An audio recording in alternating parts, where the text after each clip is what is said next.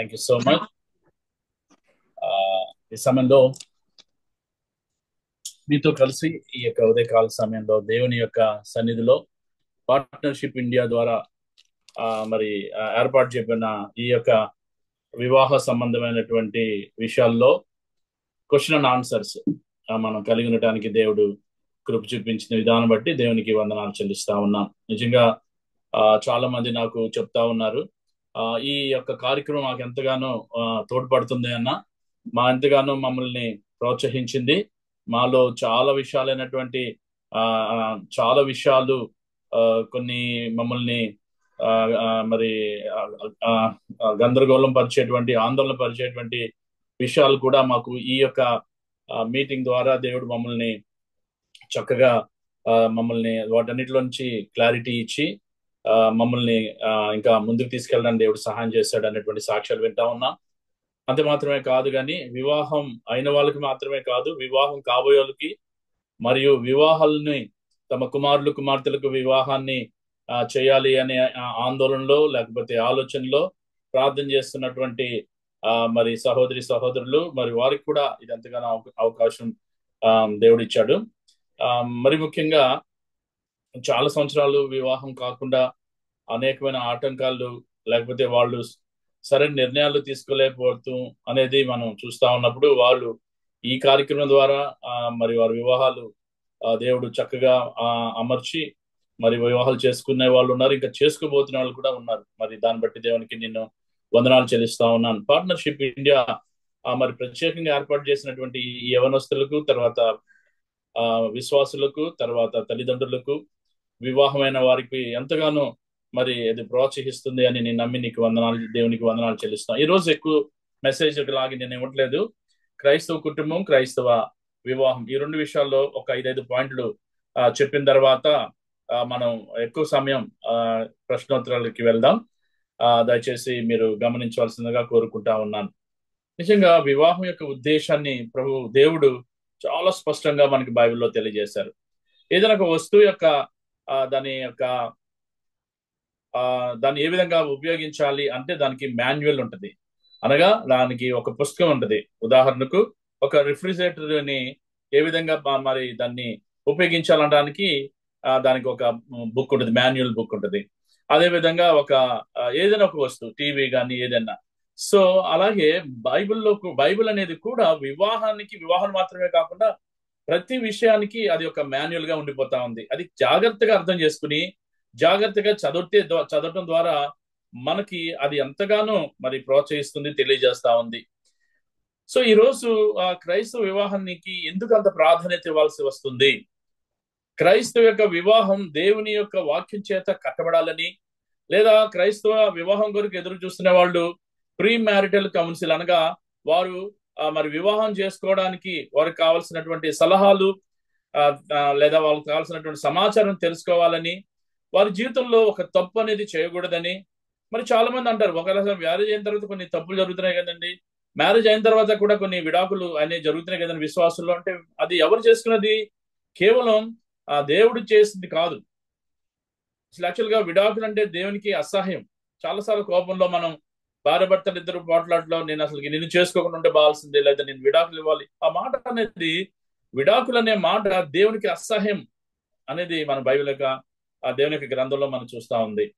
So అది మానవ యొక్క తప్పిదమే కానీ దేవుని యొక్క తప్పిదం కాదు. ఒక కుటుంబాన్ని దేవుడు నిర్ణయించిన తర్వాత, క్రీస్తు కేంద్ర కుటుంబంగా ఆయన తయారు చేసిన తర్వాత, ఆ కుటుంబాన్ని కట్టుకునే భార్య భర్తలది. అంతేగాని ఆ కుటుంబాన్ని ఆ వివాహం కొరకు హెల్ప్ చేసిన వ్యక్తులు కానీ, మెంటర్ కానీ, ఆ సలహాదారులు కానీ, వాళ్ళు దీనికి ఏమి బాధ్యులు కాదు. అది గమనించుకోండి. ఒకసారి వివాహంలో మంచిగా ఉంటే ఆ వివాహాన్ని తీసుకొచ్చిన వాళ్ళు చాలా సంతోషంగా పుడుతూ ఉంటారు. ఆ వివాహంలో భార్య భర్తల మధ్య ఏదైనా కొంచెం గొడవలు వస్తే తమ బిడ్డల్లో వారు చాలా మంది అప్సెట్ అయ్యి కనీసం వివాహం చేసిన వాళ్ళతో మాట్లాడరు. వాళ్ళు ఎందుకు అంటే మరి మీ వల్లే కదా అని ముందే చెప్తాం. ఎవరైనా దేవుని చిత్తాన్ని తెలుసుకుని దేవుని వాక్యాన్ని బేస్ చేసుకుని ఫౌండేషన్ గా ఉండే ఆ వాక్యాన్ని బట్ల వాళ్ళు నిర్ణయం తీసుకుంటే, అమ్మ నువ్వు ఎవరి వల్ల నిర్ణయం తీసుకున్నావు అని అబ్బాయి అమ్మాయిని మరి పాస్టర్ యొక్క సమక్షంలో లేకపోతే పెద్దల యొక్క సమక్షంలో, మెంటర్ సెక్షన్లో, కుటుంబ యొక్క సమక్షంలో అడుగుతూ ఉంటాం. ఎవరు దేని వల్ల మీరు ఈ యొక్క నిర్ణయాన్ని తీసుకుంటున్నారంటే దేవుని వాక్యం వల్ల అని చెప్తా ఉంటారు అనమాట. ఒకవేళ ప్రభువర్ కుమార్ గారి ద్వారా మీరు నిర్ణయం తప్పు, అందుకే నేను చెప్తాను, నా వల్ల మీరు మీ వివాహం చేసుకుంటే అది చేసుకోవద్దని చెప్తాను. సో అందుకని వివాహం చాలా ప్రాముఖ్యమైనది. Only one man one wife for whole life అంటారు. ఒక వ్యక్తికి ఒకే భార్య తన జీవితాంతం వరకు, చనిపోయేంత వరకు. సో ఈ యొక్క ఇన్స్టిట్యూషన్ అనేది ప్రభు చేత ప్రారంభించబడింది ఆదాము అవ్వతో. నరుడు ఒంటరిగా ఉండడం మంచిది కాదు అని సాటి అయిన సహాయం, సహకారి, లైఫ్ పార్ట్నర్ లేదా తనకి సపోర్ట్ గా నిలవడానికే దేవుడు తయారు చేశాడు. అన్ని మంచిగా ఉంది అని చెప్పిన తర్వాత నరుడు ఒంటరిగా ఉండడం మంచి కాదు అని దేవుడు తలంచి తన జీవితంలో ఒక ఒంటరితనాన్ని ఉన్నటువంటి ఆదాముకి సాటి అనే సహకారం తీసుకొచ్చాడు దేవుడు. సో ఈ యొక్క వివాహం అనేది building black of a stable society.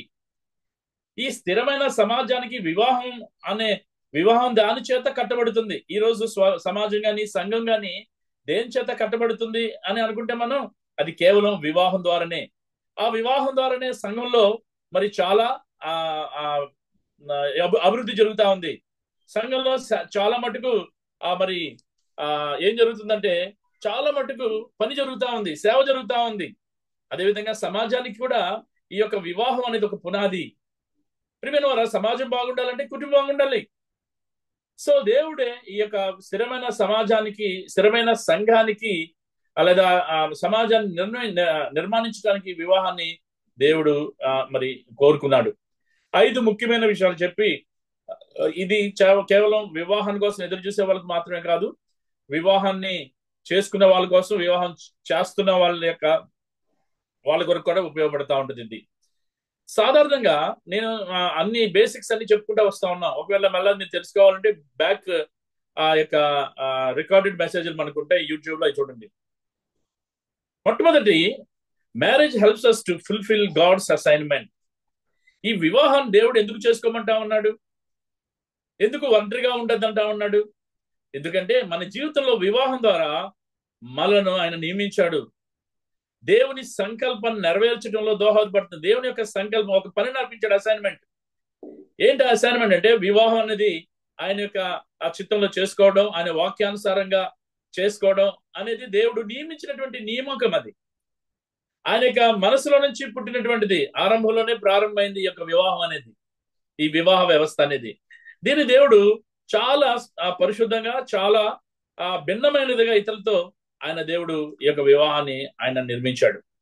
So when God first placed Adam and Eve in the garden, he gave them an assignment. దేవుడు మొట్టమొదటిగా ఆదమ్ అవ్వని ఏదోను తోటలో పెట్టినప్పుడు ఆయనకు ఒక పనిని అప్పగించాడు, ఆ పనిని నియమించాడు ఆయన. అందుకనే చూద్దాం, బైబిల్లో ఉన్న వాళ్ళు చూడండి. ఆదికాండం 1:28 మీ కొరకు చదివి వినిపిస్తాను నేను.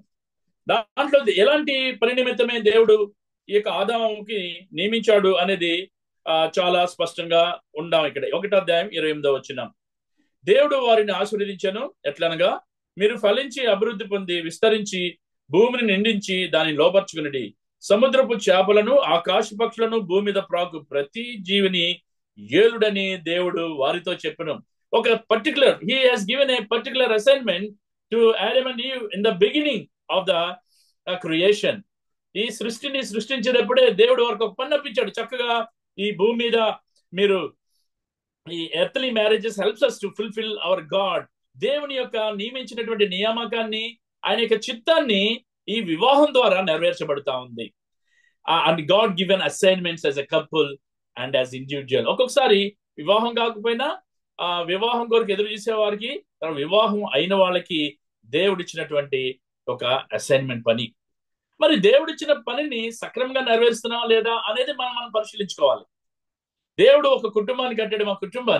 మా కుటుంబాన్ని కట్టిన ద్వారా దారిలో అనేకమైన తుఫాన్లు వస్తాయి, అనేకమైన మరి టెన్షన్స్ వస్తాయి.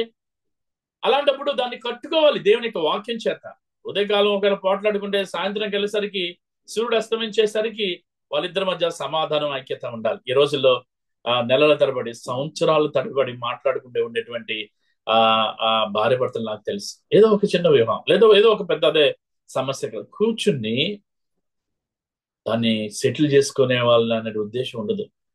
సో నన్ను ఈ విధంగా అవమానిస్తారా, అందుచేత నేను ఈయన్ని నా దగ్గరికి రానివ్వను, లేకపోతే ఈవిని నా దగ్గరికి రాను, ఈమెతో మాట్లాడను. కేవలం వారి బిడ్డలకు కూడా తెలిసి వివాహం పెద్ద పెద్దలు ఆ వివాహం అవుతా ఉంది పిల్లలకి. ఆ బిడ్డలకు తెలుసు మా నాన్నగారు అమ్మ మాట్లాడుకోవటం లేదు. పిల్లలు ఒక్కోసారి మధ్యవర్తిత్వం వహించాల్సి వస్తుంది. ఈగో, వీటి వల్ల వారి మధ్య ప్రేమ ఐక్యత పోయి పిల్లలు ఎలా తయారవుతున్నారంటే, ఇక మా అమ్మ డామినేట్ చేస్తుంది, లేదా మా నాన్న డామినేట్ చేస్తా ఉన్నాడు, అందుకే నేను వివాహం చేసుకునే నిర్ణయాలు పిల్లల యొక్క మనసులోనే ఆడుతుంది.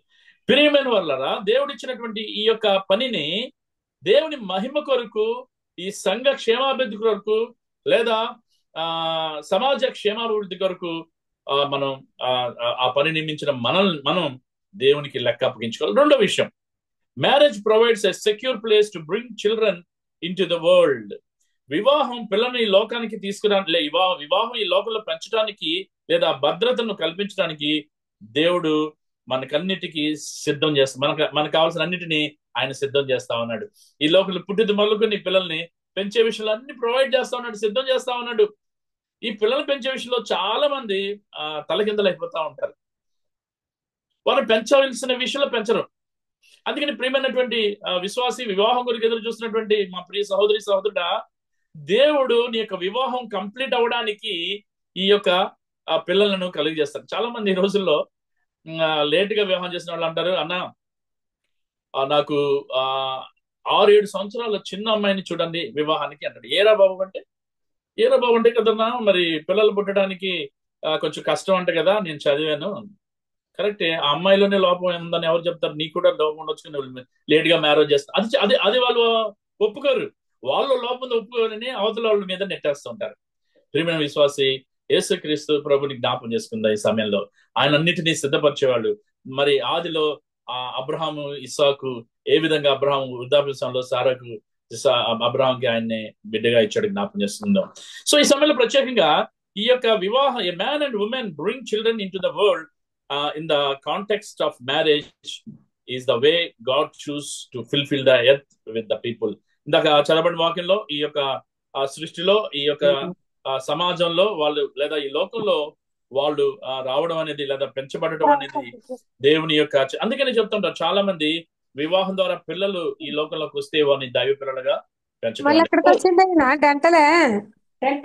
మ్యూట్ చేయండి అమ్మా మాధురి, మ్యూట్ చేయండి అందరినీ, తర్వాత రిలీజ్ చేయొచ్చు. సో ఈ సమయంలో మొట్టమొదటి మనం ఏం చూసామంటే, వివాహం యొక్క ఉద్దేశంలో ఒకటి, మన దేవుని యొక్క చిత్తంలో మన జీవితంలో వివాహం ద్వారా మనల్ని నియమించాడు దేవుడు, ఒక అసైన్మెంట్ ఇచ్చాడు. దేవుని సంకల్పం నెరవేర్చడానికి దోహదపడుతుంది. రెండోది, వివాహం ఈ పిల్లలు ఈ లోకంలోకి పెంచడం ద్వారా దేవుడు మనకన్నిటిని సిద్ధం చేస్తాడు. మూడోది, marriage is one way God meets our emotional and rational needs. ఈ వివాహం ద్వారా మన భావోద్రేకాలను, సంబంధ బాంధవ్యాలను తీరుస్తా ఉంది. ఒంటరిగా ఉండటం మంచిది కాబట్టి లైఫ్ పార్ట్నర్ ని దేవుడిచ్చాడు ఆదాంకి. సో తన యొక్క బాధలు, తన యొక్క వేదన చెప్పుకోవడానికి, తన ఎమోషనల్ కొన్ని భావోద్రేకమైనటువంటి నీడ్స్ ఉంటాయి, శారీరకమైన అవసరాలు ఉంటాయి. శారీరకమైన అవసరాలు కేవలం తన భార్య, తన భర్త వద్ద మాత్రమే తీర్చుకోవాలి. భర్త భార్య మధ్య తీసుకోవాల్సినటువంటి శారీరకమైన అవసరాలు వివాహేతర విషయంలో జారిదీస్తే అది పాపానికి, నాశనానికి దారి తీస్తా ఉంటది. ప్రియమైన విశ్వాసి, ఎంతకాలం నువ్వు ఒంటరిగా ఉంటే, కొంత ముందేమో చదువు అయిపోవాలనుకున్నావు, ఓకే అయింది. ఒక ఉద్యోగం రావాలనుకుంటున్నావు, అయిపోయింది. ఆ ఉద్యోగం కూడా సెక్యూరిటీగా ఉండాలి, లేదా సెక్యూర్గా ఉండాలి, లేకపోతే అది పర్మనెంట్ అవ్వాలని చూసి నీ జీవితంలో ఎన్ని సంవత్సరాలు పోగొట్టుకున్నావు? ఒక సామెత ఉందన్నమాట, ఏ వయసు వచ్చట ఆ వయసులో తీర్చుకోవాలని.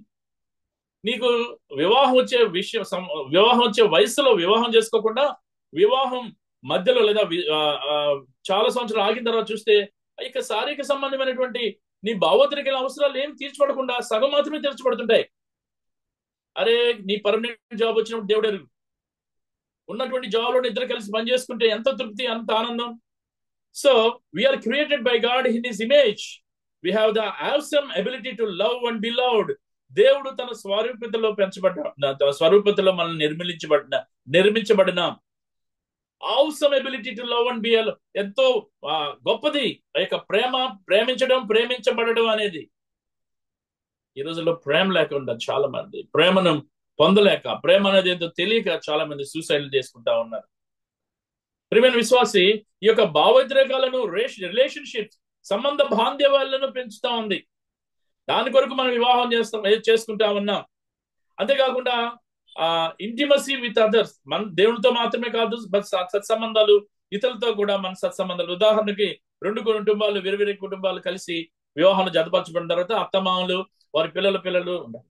ఇటు సైడ్ భర్త వైపు, భార్య వైపు వాళ్ళ కుటుంబాలు ఉంటా ఉంటాయి. ఒక వ్యక్తి నాతో ఈ విధంగా అన్నాడు, అన్న నాకు అమ్మ నాన్నగారు లేరు, నాకు ఇంట్లో ఎవరు లేరు బంధువులు, నాకు వివాహం చేసుకునే వాళ్ళు, ఆ అమ్మాయికి చాలా మంది బంధువులు ఉండాలంటారు. తన కోరిక ఏంటంటే పోయిన ప్రేమ, ఆప్యాయతల ఆదరణ తన భార్య ద్వారా వచ్చేటువంటి కుటుంబ సభ్యులతో నేను పొందాలి అనేటువంటి. ఈ రోజులు యాక్చువల్గా ఎన్ని కుటుంబాలన్నీ విడిపోతా ఉన్నాయి. ఆ కుటుంబంలో ఉన్న ఆ యొక్క ఆ మాధుర్యత పోయి సింగిల్ గా అయిపోయింది. అంతేకాకుండా we have a need for companionship, కలిసి ఉండడానికి మనకు అవసరం ఉంది. ఫ్రెండ్షిప్, స్నేహం చేయడానికి మనకు అవకాశం ఉంది, భార్య భర్తలు ఇద్దరు వారి యొక్క చుట్టాలతో. అండ్ ఎమోషనల్ కనెక్షన్, భావోద్రేకమైనటువంటి ఆ యొక్క కలిసి ఉండటం అనేది ఉండాలి, కలిపేదిగా ఉంటుంది.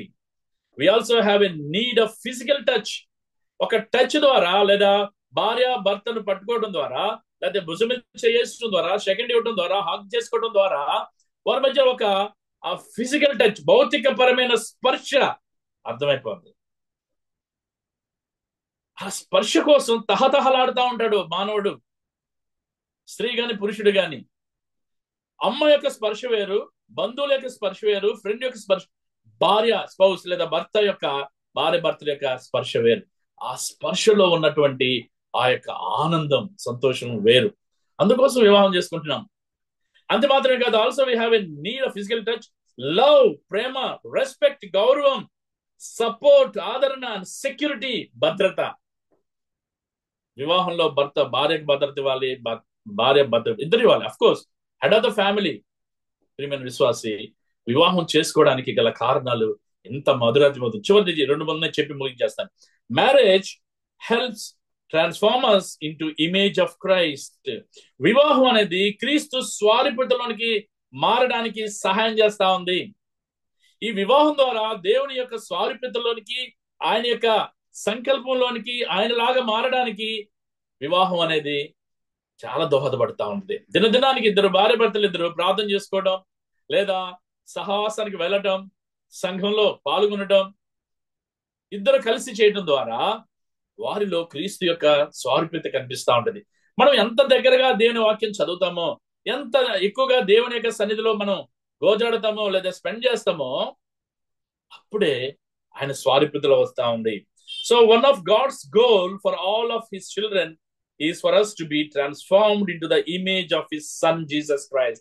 ఆయన యొక్క ఉద్దేశం ఏమై ఉందంటే, దేవుని యొక్క ఉద్దేశం ఆయన బిడ్డలైన మనం మార్పు చెందే వారంగా ఉండాలంటే ఆయన యొక్క ఇమేజ్ లో. చివరిది, marriage is a reflection of Christ and the church. ఇందాక చెప్పిన యొక్క వివాహం ద్వారా క్రీస్తు మరియు సంఘానికి ప్రతిబింబంగా ఉంటుంది.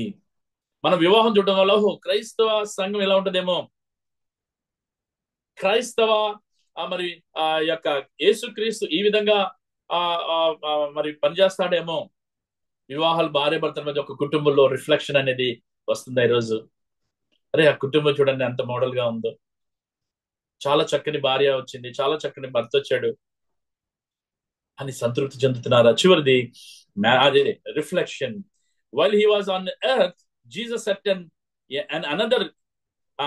set up another God or ordained institution. He was on the earth. దేవుడు అందుకనే ఈ లోకంలో ఉన్నప్పుడు యేసు ప్రభు ఒక ప్రత్యేకమైనటువంటి ఈ యొక్క వివాహం అనేది సంఘానికి, సమాజానికి ఒక ఆయన అభిషేకించినాడు. అంతేకాదు, the church is refer to his braid. మనకి ఆయన వరుడైతే సంఘాన్ని వధువుగా పోల్చినట్టు మనం చూస్తాం ఎఫెసీ రాసిన పత్రికలంతా. ఆయన వరుడు, వధువు సంఘం. సో వధువు వరుడుకు ఉన్నటువంటి ఉండేటువంటి ఆ యొక్క సంబంధాలను తెలియజేస్తా ఉంది. ఎఫెసీయుల రాసిన పత్రిక 5వ అధ్యాయంలో చాలా పౌలు says marriage between a man and woman reflection of Jesus and his church. ఎఫెసీయుల రాసిన పత్రికలో 5వ అధ్యాయంలో చాలా స్పష్టంగా దేవుడు తెలియజేసినటువంటి విషయం ఏంటి తెలుసా? ఆ యొక్క వివాహం మనిషి స్త్రీ పురుషుడు చేసుకునేటువంటి ఆ యొక్క వివాహ సంబంధం అనేది reflection of Jesus and his church. యేసుక్రీస్తు మరియు సంఘం యొక్క స్వారూప్యత చూస్తా ఉందాం. The church is a sacred, పరిశుద్ధమైనది సంఘం. సంఘం ఏ విధంగా పరిశుద్ధమైనదో అదే విధంగా వివాహం కూడా పరిశుద్ధతాన్ని గురించి. మాధురి దయచేసి అన్మ్యూట్ చేయమ్మా. లలిత గారు మాధురి ఒకసారి అన్మ్యూట్ చేసేసి అందరినీ జనరల్ గా, తర్వాత ఓపెన్ చేద్దాం. సరే, ఆ దేవుడి యొక్క రిఫ్లెక్షన్ ద్వారా అనేది the church is a sacred institution. ఇది పరిశుద్ధమైనటువంటిది ఈ యొక్క సంఘం అనేది. అదేవిధంగా వివాహం కూడా పరిశుద్ధమైనది. అందుకని చాలా వివాహం అన్ని విషయంలో ఘనమైనది అనేది ఏమవుతుంది? The relationship between husband and wife reflect the relation between Christ and bride and the church. వివాహం దేనికి సాదృశ్యంగా ఉందంటే యేసుక్రీస్తుకు సంఘానికి సాదృశ్యం. సరే, ఇంకొకటి క్రైస్తవ వివాహం గురించి చెప్పాను. ఇది క్రైస్తవ కుటుంబం గురించి 5 రీజన్స్, కారణాలు చెప్పి మనం ముందుకు వెళ్ళిపోదాం. చాలా సమయం ఉంది ఈ రోజు. మనం యొక్క ప్రశ్నోత్తరాలకి ఎక్కువ సమయం వల్లనే నేను ఎక్కువ మీకు చెప్పట్లేదు. కొంత ముందు ఆలోచన కొరకు ఎక్కువ మంది జాయిన్ అవ్వడానికి. ఒకటిది 5 reasons why marriage is so important. వివాహం అనేది చాలా ముఖ్యమైనది చెప్పడానికి 5 కారణాలు, చాలా కారణాలు ఉంటాయి. నేను సమయం సందర్భం దృష్టిలో ఉంచుకుని 5 కారణాలు తీసుకున్నాను నేను. ఒకటి, బిగినింగ్, ఆరంభం. మనకు తెలుసు marriage is the beginning of the family and is a life long commitment. ఇది ఆరంభం, దేవుని చేత ప్రారంభమైంది. ఇది జీవితాంతం కొనసాగించాలనేదే దేవుని యొక్క అభిలాష. 1 man 1 wife for whole life. ఒకే వ్యక్తి, ఒకే భార్య, ఒకే భర్త జీవితాంతం అనేటువంటి ఆ యొక్క ప్రిన్సిపల్ లో లైఫ్ లాంగ్ కమిట్మెంట్ ఇది. ఈ భార్య భర్తల మీద తెగ జోకులు వేస్తూ ఉంటారు. ముఖ్యంగా ఎక్కువ భార్యల మీద ఎక్కువ వేస్తూ ఉంటారు జోకులు, లేదా భర్త మీద ఎక్కువ జోకులు వేస్తూ ఉంటారు ఈ రోజుల్లో. చాలా చాలా చాలా ఇద్దరు చాలా ప్రాముఖ్యమైన వాళ్ళు, ఎవరు తక్కువ కాదు, సమానం దేవుడికి. అంటే వారి యొక్క ప్రవర్తన బట్టి ఆ విధంగా చేస్తా ఉన్నారు. ఒక ఆయన అంటాడు, ఒక యాడ్ లో అన్ని వస్తువులు తీసుకొచ్చి సూపర్ మార్కెట్ నుంచి ఒక్కొక్కటి తీస్తా ఉంటాడు. భార్య ఉంటది,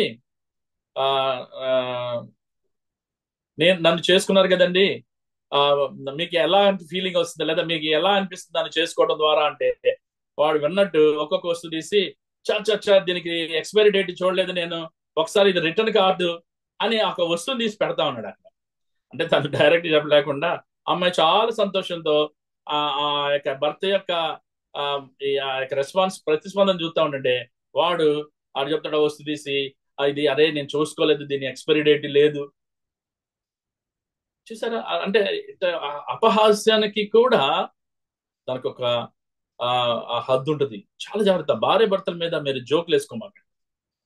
ఈరోజు ప్రసంగాలన్నీ భార్య భర్తల మీద జోకులే. ప్రియమైన వాళ్ళ, ది బిగినింగ్, ఆరంభం. Marriage is the beginning of the family and is a life long commitment. It also provides an opportunity to grow in selflessness as you serve your wife and children. నీ భార్య భర్త పిల్లలని మీరు వాళ్ళతో కలిసి మీరు సంసారాన్ని లేదా ఫ్యామిలీని నడిపిస్తా ఉన్నప్పుడు ఇట్ ప్రొవైడ్స్ అన్ ఆపర్చునిటీ. దేవుడు ఇచ్చేటువంటి సిద్ధం చేసినటువంటి అవకాశం ఏంటి తెలుసా? సెల్ఫ్లెస్నెస్ అనగా స్వార్థ రహితమైనటువంటి ఆ యొక్క లైఫ్ లాంగ్ కమిట్మెంట్ మీ మధ్య, మీ పిల్లల మధ్య ఉండాలని దేవుడు కోరుకుంటా ఉన్నాడు. Marriage is more than A physical union. కేవలం వివాహం ద్వారా శారీరకమైన అవసరాలు మాత్రమే తీర్చబడతాయంటే అది తప్పు. It is also a spiritual and emotional union. ఆధ్యాత్మికమైనటువంటి, భావోద్రేకమైనటువంటి ఒక యూనియన్ కలిసి ఉండేటువంటిది. స్పిరిచువల్ నీడ్ లేకుండా ఎమోషనల్ నీడ్ ఒకటే అది తృప్తినిచ్చేదిగా ఉండదు. రెండోది, this union mirrors the between God and his church. ఇందాక చెప్పినట్టే. రెండోది, వన్నెస్, ఏకత్వం. వివాహంలో భార్య మధ్య ఏకత్వం, ఏక నిర్ణయాలు లేకపోతే ఆ యొక్క కుటుంబం చాలా దరిద్రమైన లేదా ఘోరమైన పరిస్థితులకు దారితీస్తూ ఉంటాయి. when a woman and man get married, the two became one. 1 + 1 2 అంటారు, కానీ మనకి 1+1 1. శారీరకంగా ఇద్దరు, మానసికంగా, ఆధ్యాత్మికంగా భార్యాభర్తలు కలిసి రావడంలో ఏకత్వం కలిగి ఉండాలి అనేది దేవుని వాక్యం. తల్లిదండ్రులను విడిచి తన భార్యను హత్తుకులను వారు ఏక శరీరంలో ఉదురు అనేది దేవుని యొక్క మరి తీర్మానం, దేవుని యొక్క దేవుడిచ్చేటువంటి ఒక మరి చక్కని మాట. When a man and woman get married in two become one. Marriage is a bond like no other. ఏది కూడా ఇవ్వనటువంటిది వీరిద్దరి మధ్య ఉన్నటువంటి ఒక బాండ్. అంటే ఒక వైట్ పేపర్ మీద దాని మీద గమ్ రాసి ఇంకొక వైట్ పేపర్ అంటించేసి గట్టిగా దాన్ని విడదీయమంటే అంటే విడదీయరాని బంధం, బాండ్నెస్. అది చిరిగిపోతుంది కనుక, కానీ విడదీయరానిది. It gives us a life partner, a teammate as we involve through the challenges of living together. ఇద్దరు కలిసి అనేకమైన సవాళ్ళ మధ్య జీవించడం ద్వారా వారి మధ్య ఎలా ఉంటుందంటే టీమ్మేట్, వారి సహచరుడు, అలాగే ఒక టీమ్ గా పనిచేసేటువంటి వ్యక్తిగా ఇద్దరు ఉంటారు. అంతేకాకుండా లైఫ్ పార్ట్నర్, వారి యొక్క సహచరుని సాధారణ. అదేకాకుండా త్రూ ద ఛాలెంజ్, వాళ్ళిద్దరు కలిస్తేనే ఈ లోకంలో ఎదురవుతున్నటువంటి అనేక సవాళ్ళను ఎదుర్కోగలరు. ఇద్దరు కలగకుండా సింగిల్ గా ఎప్పుడు కూడా సవాళ్ళను ఎదుర్కోలేరు ప్రియమైనటువంటి విశ్వాసి. మూడోది ప్యూరిటీ, పవిత్రత. వివాహం అనేది అన్ని విషయంలో ఘనమైనది, పవిత్రమైనది. దాన్ని ఎలా చూస్తా ఉన్నారు? ఈరోజు క్రైస్తవ కుటుంబాల గురించి నేను మాట్లాడుతా ఉన్నాను.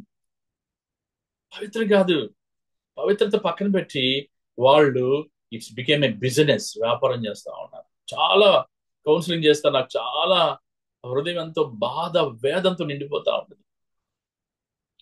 ఒక్కొక్కరి యొక్క బాధ వేదన చూస్తా ఉన్నారు. అందుకే నేను don't compromise with your caste, with colour, with dowry.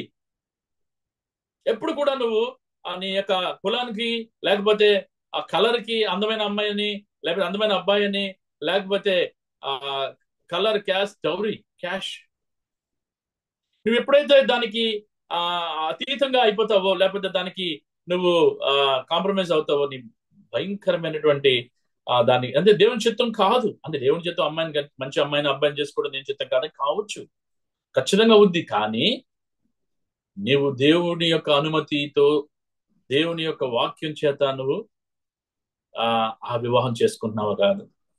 ఒక వ్యక్తి ఉండండి, పేర్లేమని చెప్పలేని విశ్వాసి, ఇద్దరు విశ్వాసి, హిందూ 5 కుటుంబాల నుంచి వచ్చిన వాళ్ళే. కేవలం విశ్వాసి మంచి సంఘాన్ని నుంచి వచ్చిందని చెప్పి సేమ్ క్యాస్ట్ అని చెప్పి వివాహం చేశారు. ఒక వారం కూడా లేదు, కనీసం ఫస్ట్ నైట్ కూడా జరగలేదని అన్నాను. మోసం చేసి ఎవరో ప్రేమించారన్న, లేకపోతే ఎక్కడ ఇష్టం లేదని వెళ్ళిపోవడం కాదు కదా, కోర్టు జిట్టు తిప్పించి 11 లక్షలు డబ్బు తీసుకు. అలాంటి నాకు ఈ మధ్య 4 కేసులు వచ్చినాయి. అలాంటి ఏంటి ఇంత దౌర్భాగ్యత? వివాహం పవిత్రమైనదని చెప్తా ఉంది దేవుడు. Marriage is design for purity. వివాహ వ్యవస్థ అనేది దేవుడు పవిత్రతతో, పవిత్రంగా ఉండడానికి దేవుడు తయారు చేసినట్లయితే we face temptation nearly every minute and from all direction. నిజమే, మనకు వస్తాయి శోధనలు వస్తాయి, వివాహం అయిన వాళ్ళకి, వివాహం కాని వాళ్ళకి, ఎక్కడి నుంచి ప్రతి నిమిషం వస్తుంది. ఆల్ డైరెక్షన్, ప్రతి విధమైనటువంటి ఏరియాస్ నుంచి కూడా మనకి శోధన వస్తూ ఉంటది. The bond of marriage gives us the support to defeat temptation by engaging a deep, satisfying. ఈ వివాహం ద్వారా ఇద్దరు కలిసి పనిచేయడం ద్వారా టీమ్మేట్స్ గా శోధన ఎదుర్కోగలరు. Love that gives to and receives from our mate physically. ఈ ప్రేమ అనేది చూసారు మన మధ్య, ప్రేమ అది ఇద్దరి మధ్య అవుతూ ఉంటుంది. ఇంకొక 2 మాటలు చెప్పి నేను ముగించేస్తాను. 4వది పేరెంటింగ్, పిల్లల విషయంలో పెంచడం అనేది.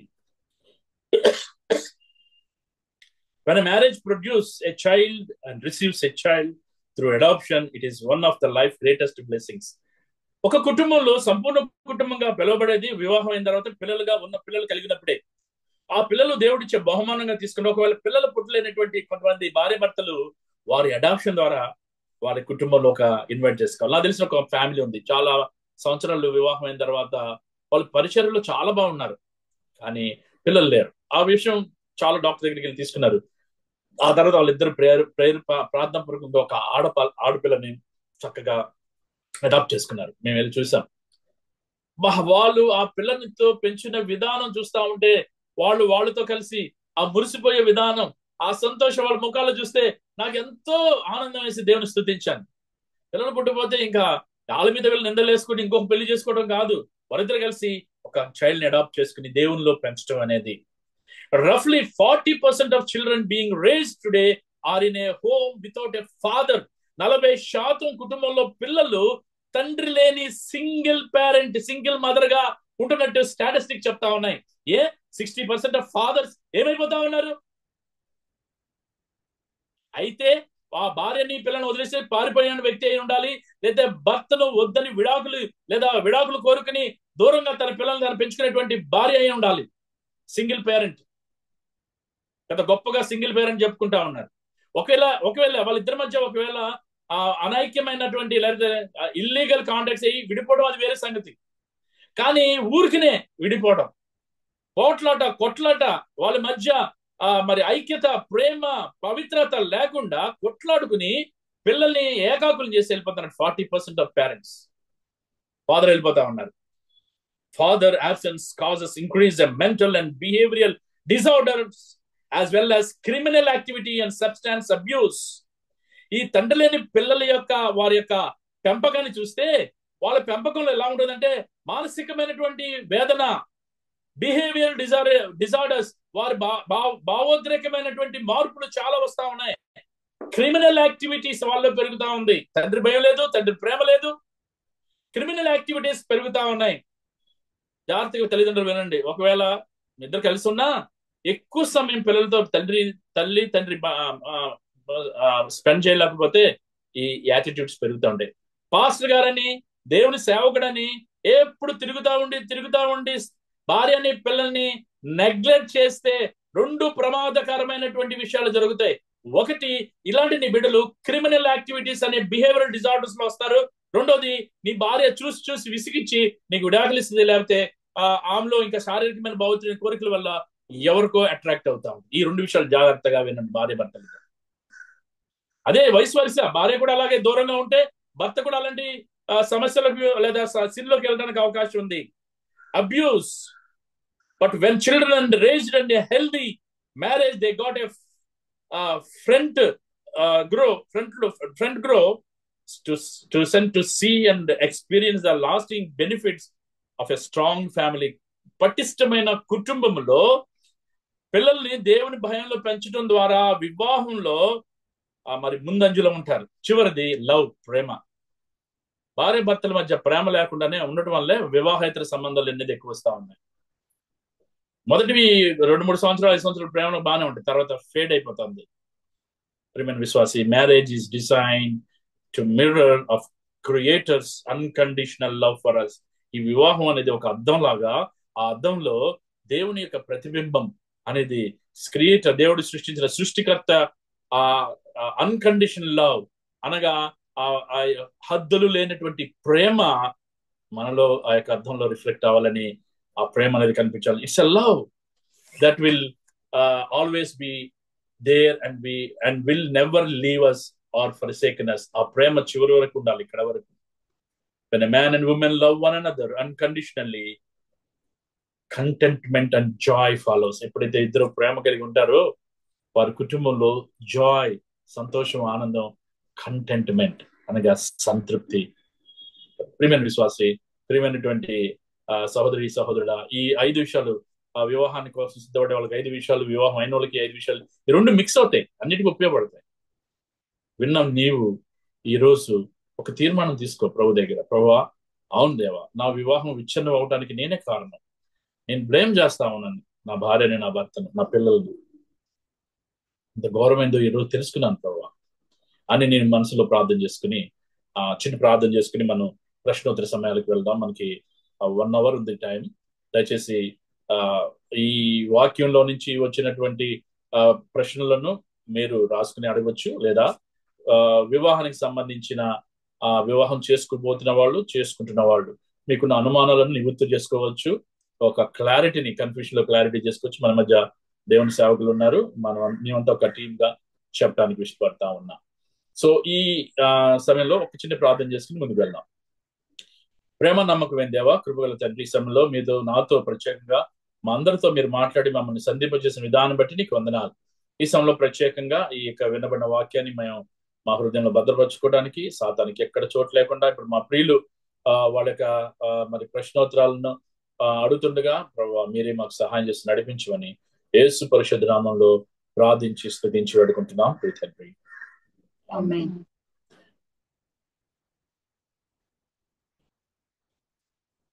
ఓవర్ టు సిస్టర్, మీరు అన్నయ్య వాళ్ళు లీడ్ చేసుకోండి. థ్యాంక్ యూ అండి.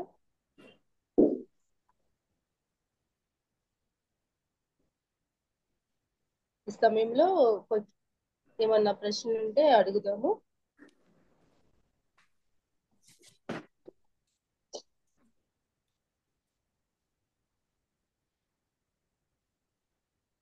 ఈ ఈ రోజు చెప్పినట్టు వాక్య భాగాన్ని బట్టి కానివ్వండి, లేకపోతే మీకు ప్రశ్న వ్యక్తిగత ఉన్నాయి బట్టి మీరు అడగచ్చు.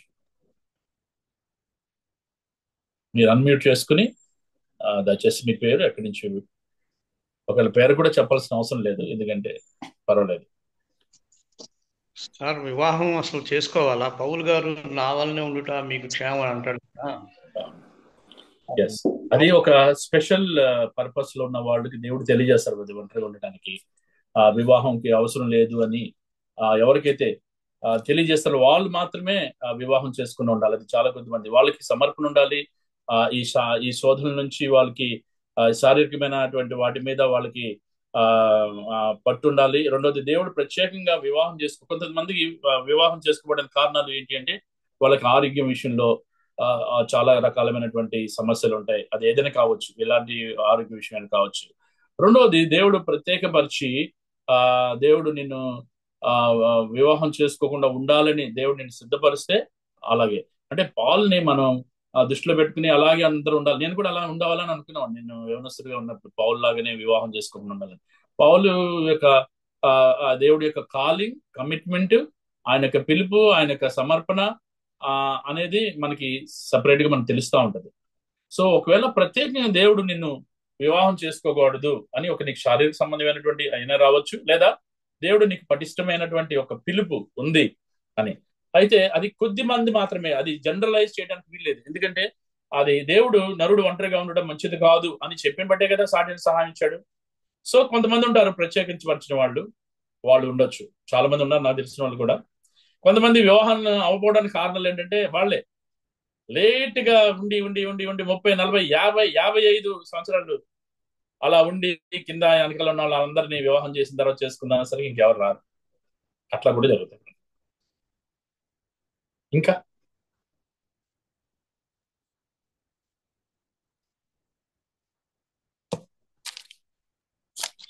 ఇంకెవరైనా?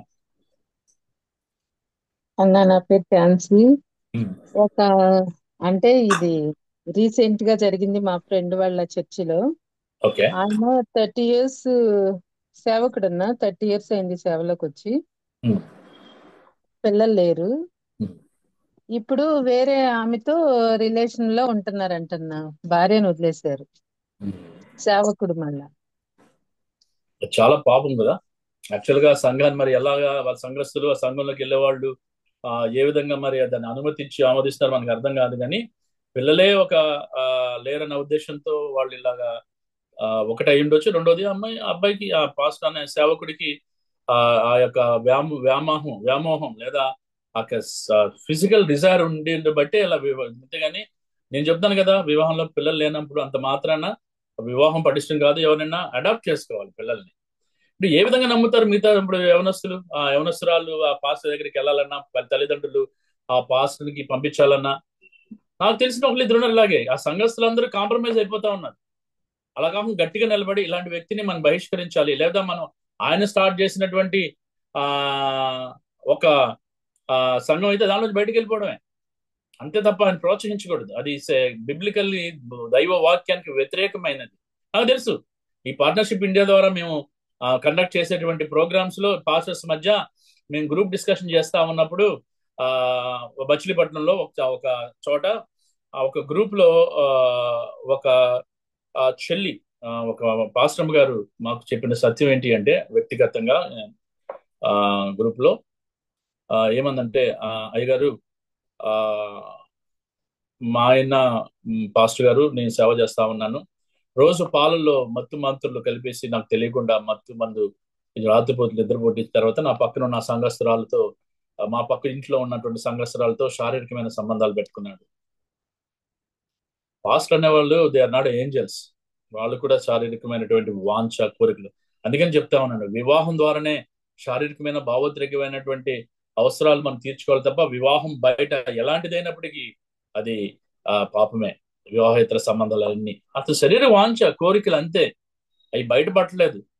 బయటపడితేనే తెలుస్తూ ఉంటుంది. బయటపడకుండా ఎంతో మంది ఇంకా చాలా మంది ఉంటున్నారు. అన్న అట్లా ఉండి మెసేజ్లు చెప్పొచ్చా? అసలు చెప్పకూడదు, సేవ చేయకూడదు. చెప్పొచ్చా ఏంటి? సేవ చేయకూడదు. ఇలాంటిలో చాలా మంది ఎవరికి తెలుసు ఆయన బయటపడ్డాడు. బయటపడిన వాళ్ళు ఎంతమంది సేవ చేస్తున్నారు మనకి ఏం తెలుసు? తెలియదు. సీక్రెట్ గా రహస్య పాపాలు చేస్తా అక్కడ తెలిసినా సరే చాలా ధైర్యంగా అసలు పశ్చాత్తాపం అనేదే లేదు. అసలు పశ్చాత్తాపం ఉంటే అతను ఎందుకు ఇంకొక అమ్మాయిని తన భార్య ఉండగా శారీరకమైన ఇప్పుడు సంబంధం? భార్య చాలా భక్తిపరాలన్నా ఆయన చెప్పేది ఒక్కటే, అంటే నా భార్య నుంచి నాకు ఫిజికల్ గా రిలేషన్ లేదు, ఎప్పుడు ప్రార్థన ప్రార్థన బైబిల్ అని అయ్యే పట్టుకొని ఉంటది, నాకు నచ్చట్లేదు. అందుకని చాలా జాగ్రత్తగా ఉండాలని చెప్తున్నాను. భార్య భర్తలు ఇద్దరు శారీరకమైన కోరికలు ఇద్దరికి ఉంటాయి. ఇద్దరి కొరకు నువ్వు ప్రార్థన అని చెప్పి అంతాన్ని నువ్వు సాధనకి నువ్వు చోటిస్తా ఉన్నావు. ఎంతసేపు ప్రార్థన చేయాలి అంతసేపు చేయాలి. ఎంతసేపు మరి ఫ్యామిలీగా కలిసి ఉండాలి అంతసేపు కలిసి ఉండాలి. అవి కాకుండా ఇటు ఇద్దరిలో ఉంటది తప్పు. అలానే అమ్మాయికి ప్రార్థన ఇద్దరు కలిసి కూర్చొని మాట్లాడాలి. అమ్మ నాకు నీలో నచ్చంది ఇది, ఎక్కువసేపు నేను లేనప్పుడు సేవకి వెళ్ళినప్పుడు ప్రార్థన చేసుకో, ఎక్కువసేపు ఉండు. కానీ నేను వచ్చిన తర్వాత ఈయన కూడా వచ్చిన తర్వాత కూడా ఆమెతో కలిసి మాట్లాడడం కానీ కలిసి భోజనం చేయడం, ఎందుకంటే భోజనం చేసి వస్తాడు, కలిసి మాట్లాడడం కానీ చేయడం నిద్రలో తప్పు ఉంది. నేను కేవలం ఒకలా అయితే ఆ తప్పున్నప్పుడు మరి మెంటర్స్ దగ్గర లేకపోతే కొంచెం విశ్వాసంలో పెద్దవాళ్ళ దగ్గరికి వెళ్ళి సరి చేసుకోలే తప్ప ఇలాగా అది అది అది ఒక సాకు చూపించి వాళ్ళు ఇలా పాపం చేయడం తప్పు. అలాంటప్పుడు ఈమె ఇంకా చెప్పి చూడాలి, పెద్దలతో ఆయనతో చెప్పించాలి. ఒకవేళ ఆయన మాట వినిపోతే ఇంక బయటకు విడాకులు ఇచ్చి బయటకు వచ్చేస్తుంది. ఒక బాగా యవనస్తురాలు అయితే మళ్ళీ దేవుడు వేరే కుటుంబం కడతాడేమో చూడాలి, లేకపోతే దేవుని కోసం అలా సమర్పించుకుంది. కానీ మళ్ళీ ఆ భర్తతో అలా ఉండదు. విడాకులు ఇవ్వడం అనేది దేనికంటే మెయిన్ ఒకటి శారీరకమైన సంబంధాలు కలిగి ఉండటం వల్ల మనం విడాకులు ఇవ్వచ్చు. రెండు, ఆయా విశ్వాసి అని చెప్పి విశ్వాసం పెళ్లి చేసుకుని తాగి కొట్టి ఇలా శారీరక సంబంధం అంటే అప్పుడు విడాకులు తీసుకోవచ్చు. అదే ముందు బాగోతడం చూడాలి, చెప్పి చూడాలి. ఇంకా అది చాలా తారస్థాయికి వెళ్ళిపోద్ది, ఈ అమ్మాయి ప్రాణంకే ముప్పు అనుకున్నప్పుడు బయటకు వచ్చారు అబ్బాయి కదా అమ్మాయి. సో ఒకవేళ ఇలాంటప్పుడు అమ్మాయికి ఇష్టం లేదు అలాంటి ఉండటం మార్పు చెందడు అని తర్వాత క్షమించి మనం వాళ్ళని మళ్ళీ తీసుకోవాలి. అది ఇంకా అది లా కాదన్నమాట. ఎంతవరకు అంటే తారాస్థాయికి వెళ్ళినప్పుడే విడాకులు అనేది. ఒక ఆయన నేను ఎలా అడిగాను, పెద్ద ఆయన, మరి ఏంటి పరిస్థితి అంటే మనం లా చూడకూడదు, ఇక్కడ గ్రేస్ని చూడాలి, దేవుని యొక్క కృపను చూడాలి. అది అందరికీ అన్ని వర్తించు, అన్ని ఇలా అయిపోయినారు. కొంతమంది ప్రత్యేకమైనటువంటి వాళ్ళకి వర్తిస్తూ ఉంటాయి. సో అమ్మాయి ఒకవేళ వెళ్ళిపోవాలనుకుంటే తన కాళ్ళ మీద తను నిలబడాలనుకున్నప్పుడు లేదా సేవ చేసుకోవాలనుకుంటే వెళ్ళి సేవ చేసుకోవచ్చు. కానీ అలా ఇవ్వకపోవడం వల్ల ఇతని ధైర్యం. రెండోది ఆ సంఘస్థులు మరి ఎలాంటి సంఘస్థులు నాకు అర్థం కాదు. ఇలాంటి సంఘటనలు జరిపినప్పుడు బయటికి తను పంపించేయాలి. వాళ్ళ చర్చ అయితే ఒకసారి అలా జరిగి చర్చ రెండుగా విడిపోయింది. ఒక పాస్టర్ గారు ఇలాగే ఆమె దగ్గర పనిచేసేటువంటి పిఏతో శారీరక సంబంధం, చాలా వయసులో వచ్చిన అమ్మాయి శారీరక సంబంధం భార్య చూసింది, భార్య పిల్లలు చూశారు, వీడియో తీశారు, కొట్టారు ఆయన్ని. అప్పుడు సిగ్గులేదానికి అర్థం కాదు. ఇంకొక ముందు చోట కూడా ఇలాగే చేశాడంట, నేను విడాకులు ఇచ్చేస్తానని. ఆ భార్య మొత్తం అందరికి టామ్ చేసింది. వాళ్ళ తర్వాత వాళ్ళిద్దరు బాగానే ఉన్నారు. ఆ సంఘం రెండుగా విడిపోయింది.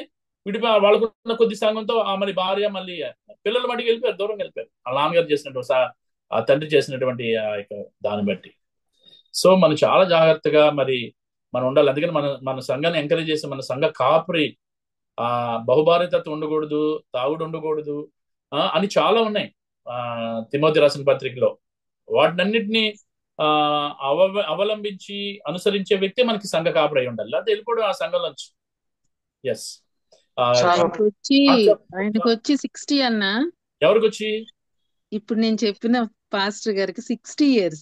ఓకే, ఆ అమ్మాయికి ఆమె ఆయన కన్నా పెద్దదంట, 65. ఈ ఏజ్ లో ఇంకా నో మ్యారేజ్ తల్లి. ఎందుకంటే వాళ్ళు ప్రభువు సమర్పించుకుని సపరేట్ గా ఉన్నప్పుడు దేవుని సేవ చేసుకోవడమే తప్ప అలా కాంప్రమైజ్ ఉంటుందంటే ఇంకా మనం ఏం చేయలేము. అది కాంప్రమైజ్ చేస్తుంటే అది ఆ వృద్ధాప్యులు ఇంకేం చేస్తారు? అంతే. మరి వయసుకు సంబంధం లేదు. సెక్స్ అనేది వయసుకు సంబంధం కాదు. అది అది ఎంత సార్ ఏజ్ అయినా సరే. Yes brother. ఇప్పుడు సంఘ అధ్యక్షుడు, సంఘాల్లో ఉండాల్సినటువంటి పెద్దలకు తిమోతి మీరు చెప్పినట్టుగా కొన్ని లక్షణాలు చెప్పారు కదా. ఎస్. దానిలో ఇప్పుడు మ్యారేజెస్ గురించి మనం మాట్లాడుకుంటున్నాం కాబట్టి ఏకపత్ని పురుషుడు అని వాడబడింది కదండి. అవునండి. సో సంఘ అధ్యక్షుడిగా కాకుండా, పరిచారకుడుగా కాకుండా, పెద్దగా కాకుండా సామాన్య సభ్యుడిగా మరి ఒక పత్ని కంటే ఎక్కువ మందిని కలిగి ఉంటా. అండ్ ఆయన రెస్పాన్సిబిలిటీ ఏం లేదు చర్చిలో. చర్చిలో రెస్పాన్సిబిలిటీ ఏం లేదు. ఒక సామాన్య సభ్యుడు బహుభార్యత్వాన్ని కలిగి ఉండొచ్చా? ఏకపత్ని పురుషుడు అనే దానికి వాళ్ళకే వర్తిస్తుందా? అందరికీ వర్తిస్తుంది. కానీ మనం ముఖ్యంగా సంఘాన్ని నడిపించే వ్యక్తులకి, బాధ్యతలు తీసుకునే వ్యక్తులకి దాన్ని ఎక్కువగా మనం చూస్తాం. ఎందుకంటే వాళ్ళు బిలీవర్స్ కాదు కదా. అలాంటి ఉన్న వాళ్ళు బిలీవర్సా లేకపోతే అన్ బిలీవర్స్ అనేది పక్కన పెడితే వాళ్ళు సంఘానికి వస్తున్నారు. ఒకవేళ సంఘం యొక్క వాక్యంలో ఒకవేళ వాళ్ళు మళ్ళీ రక్షణ పొంది అలాంటి వదిలేసిన చాలా మంది ఉన్నారు. నాకు తెలిసి మీకు చెప్పినట్టు బహుభార్య తత్వం ఉన్న వాళ్ళు మరి ఆ సంఘానికి కనీసం రావడం వల్ల, వాక్యం వినడం ద్వారా ఒకరోజు వాక్యం చేత గదించబడి ఆ యొక్క దాన్ని వదిలేసి తన భార్యతో ఆ భార్య అప్పుడు విశ్వాసం చాలా చక్కగా ప్రార్థన చేసింది. తన యొక్క భర్త యొక్క ఆ యొక్క తాగుడుతనం నుంచి, వ్యభిచారతనం నుంచి విడుదల చేయమని ఆమె ప్రార్థన చేసింది. సంఘస్థులు ప్రార్థన చేశారు, సంఘ కాపురి ప్రార్థన చేశారు. కొన్ని రోజులకి ఆయన విడుదల పొందేశారు. అందుకని మనం రావద్దు అని అనడానికి మనం ఎవరు? వాక్యం వినడానికి వస్తున్నప్పుడు. అందుకని ఆయనకి ఏ బాధ్యతలు ఇవ్వకూడదు, దానికి ఏ బాధ్యతలు ఇవ్వకూడదు వాళ్ళకి సంఘంలో. అలా చూసుకుని మనం వారి గురించి మనం ప్రార్థన చేస్తా వాళ్ళ ప్రభులోకి వస్తాం. అంతేగాని బాధ్యతలు ఏమి ఇవ్వకూడదు. అలాన్నీ గెంటేయకూడదు మన సంఘంలో నుంచి. ఒక ఆత్మ బయటకు పోతా ఉంటుంది. ఇప్పుడున్న వాక్యం అనేది అది రెండొంచెల వాడియని కట్టడం కాబట్టి అది ఎప్పటికైనా తనని మార్చడానికి అవకాశం ఉంది. మార్చడం చాలా మందిని చూశాను. ఎస్. ఈ చాట్ లో కూడా 1-2 ప్రశ్నలు ఉన్నాయి, నేను చదువుతాను. అన్న ఇట్లా పడిపోవటానికి సాతాన్నే సాగ్గా చూపిస్తారా మన ప్రమేయం లేకుండా? సాతాన్ ఎప్పుడు కూడా అందరినీ శోధిస్తా ఉంటది. ఉదాహరణ చెప్పండి, ఆదం అవ్వని శోధించింది. మన ఆదం ఇద్దరు దగ్గరగా ఉన్నప్పుడు శోధించలే. ఇద్దరు విడివిడిగా ఉన్నప్పుడు అవ్వను శోధించింది. తినటానికి ఇది అంటే నేత్రాశ శరీర జీవపు డమ్మం అని వాళ్ళకి చూపించి ఆ విషయం అది. అయితే ఇప్పుడు వీరి యొక్క ప్రమేయం లేకుండా ఏం సాధన ఏం చేయలేదు. వీళ్ళు మనసులో కలిగిస్తుంది, చేస్తుంది. వీళ్ళకి దేవుడు ముందే చెప్పాడు, వార్నింగ్ ఈజ్ వెరీ క్లియర్. ఏంటి? Instruction is very clear. అది తినకూడదు, అంతే, దట్స్ ఆల్. సో తినకూడదు అని చెప్పి ఇంకెవరో ప్రోత్సహించి మీరు తింటే దేవుళ్ళు అవుతారు, లేకపోతే దానికన్నా గొప్ప వాళ్ళు అవుతారు అని చెప్పిన తర్వాత చేయడం. అదే ఇక్కడ సాటన్ ఇక్కడ ఏం చేస్తుంది సాధారణంగా, సాటన్ ఆపరేట్స్, మ్యాన్ కోఆపరేట్స్ అంటారు. అసలు యాక్చువల్గా దేవుడిని అంటారు, దేవునికి చెప్తారన్నమాట. అంటే గాడ్ ఆపరేట్స్, మ్యాన్ కోఆపరేట్స్ అని. ఇక్కడ ఏం చేస్తున్నాం? Satan operates, man cooperates. మనిషి తన మద్దతు లేదా తనని తెలియకుండా సాధన మీద నెట్టడానికి ఏం వీల్లేదు. సాధన శోధిస్తుంది, అందరినీ శోధిస్తుంది. ముఖ్యంగా బలంగా ఉన్న వాళ్ళని శోధిస్తుందా, బలహీనలను శోధిస్తుందా సాతాను? ఏమా ఎవరైనా బలవంతులను శోధిస్తుందా? బలంగా ఉన్న వాళ్ళని అన్న. బలంగా ఉన్న వాళ్ళనే అంటే బలహీనంగా దానిలో ఏ పార్ట్ దగ్గర బలహీనంగా ఉంటారు, అది ఏ విషయంలో దానిలో వీక్నెస్ ఏదో తెలుస్తుంది సాతానికి. నాకు ఉదాహరణకు నాకు ఫుడ్ వీక్నెస్ అనుకోండి, అది కూడా పాప అంటే తప్పే. అది కూడా ఎక్కువ తిని ప్రేమించడం, నీ కొడిపే వాళ్ళకి దేవుడు అని ఉంది. అంటే సాధారణంగా ప్రార్థనలో, వాక్యంలో, సంఘంలో, సంఘం యొక్క పనిలో, దేవుని సేవలో బాగా బలం ఉన్న వాళ్ళని సాధన ఏం శోధించదు, శోధిస్తుంది. ఎందుకంటే మీరు అన్నట్టు వాళ్ళ యొక్క వీక్నెస్ ఏదో అది పట్టుకుంటుంది. అలా బలహీనల్ని శోధించాల్సిన అవసరం లేదు వాటికి. వాళ్ళు ఎలాగో బలహీనలు ఎప్పుడో పడిపోతారు. సో బలవంతులు దేంట్లో? ప్రార్థనలో బలవంతులా, వాక్య పరిచర్లో, ధ్యానంలో బలవంతులా, సంఘ కార్యక్రమంలో బలవంతులా అని వాళ్ళలో ఒక వీక్నెస్ ఉంటుంది కొంతమందికి. ఆ వీక్నెస్ ద్వారా పట్టుకుని పడేస్తుంది. అది ఇంకా దీంట్లో రాయబడిన దాంట్లో క్రీస్తుల పాట తర్వాత రైట్, ఒక సహోదరుడికి శారీరక సమస్య ఉంది, శారీరక సమస్య క్లియర్ చేసుకుని వివాహానికి సిద్ధపడొచ్చా? వివాహం తర్వాత పిల్లలు పుట్టకపోతే ఏం చేయాలి? ఓకే బ్రదర్, అది ముందే తన యొక్క శరీరంలో ఉన్నటువంటి సమస్యను మరి మెడికల్ డాక్టర్స్ తీర్చుకుని డాక్టర్ సర్టిఫైడ్ చేయాలి ఈజ్ ఫిట్ ఫర్ మ్యారేజ్ అని. ఆయన వివాహానికి ఆయన యోగ్యుడే, వివాహం చేసుకోవచ్చు అన్న తర్వాత అప్పుడు ఆ పిల్లలు పుడతారా లేదా అనేది మనం చెప్పలేం. అది ఒకవేళ ముందుగానే కొంతమందికి తెలిసిపోతుంది. అమ్మాయిల్లో కూడా ఈ వీళ్ళకి గైనిక్ సంబంధమైన ప్రాబ్లమ్స్ ఉన్నాయి, ఈ అమ్మాయికి పిల్లలు పుట్టకపోవచ్చు అంట, లేదా అబ్బాయికి స్పర్మ్ కౌంట్ తక్కువగా ఉంది, లేకపోతే ఈ అబ్బాయికి పిల్లలు పుట్టకపోవచ్చు అని ముందే చెప్తారు.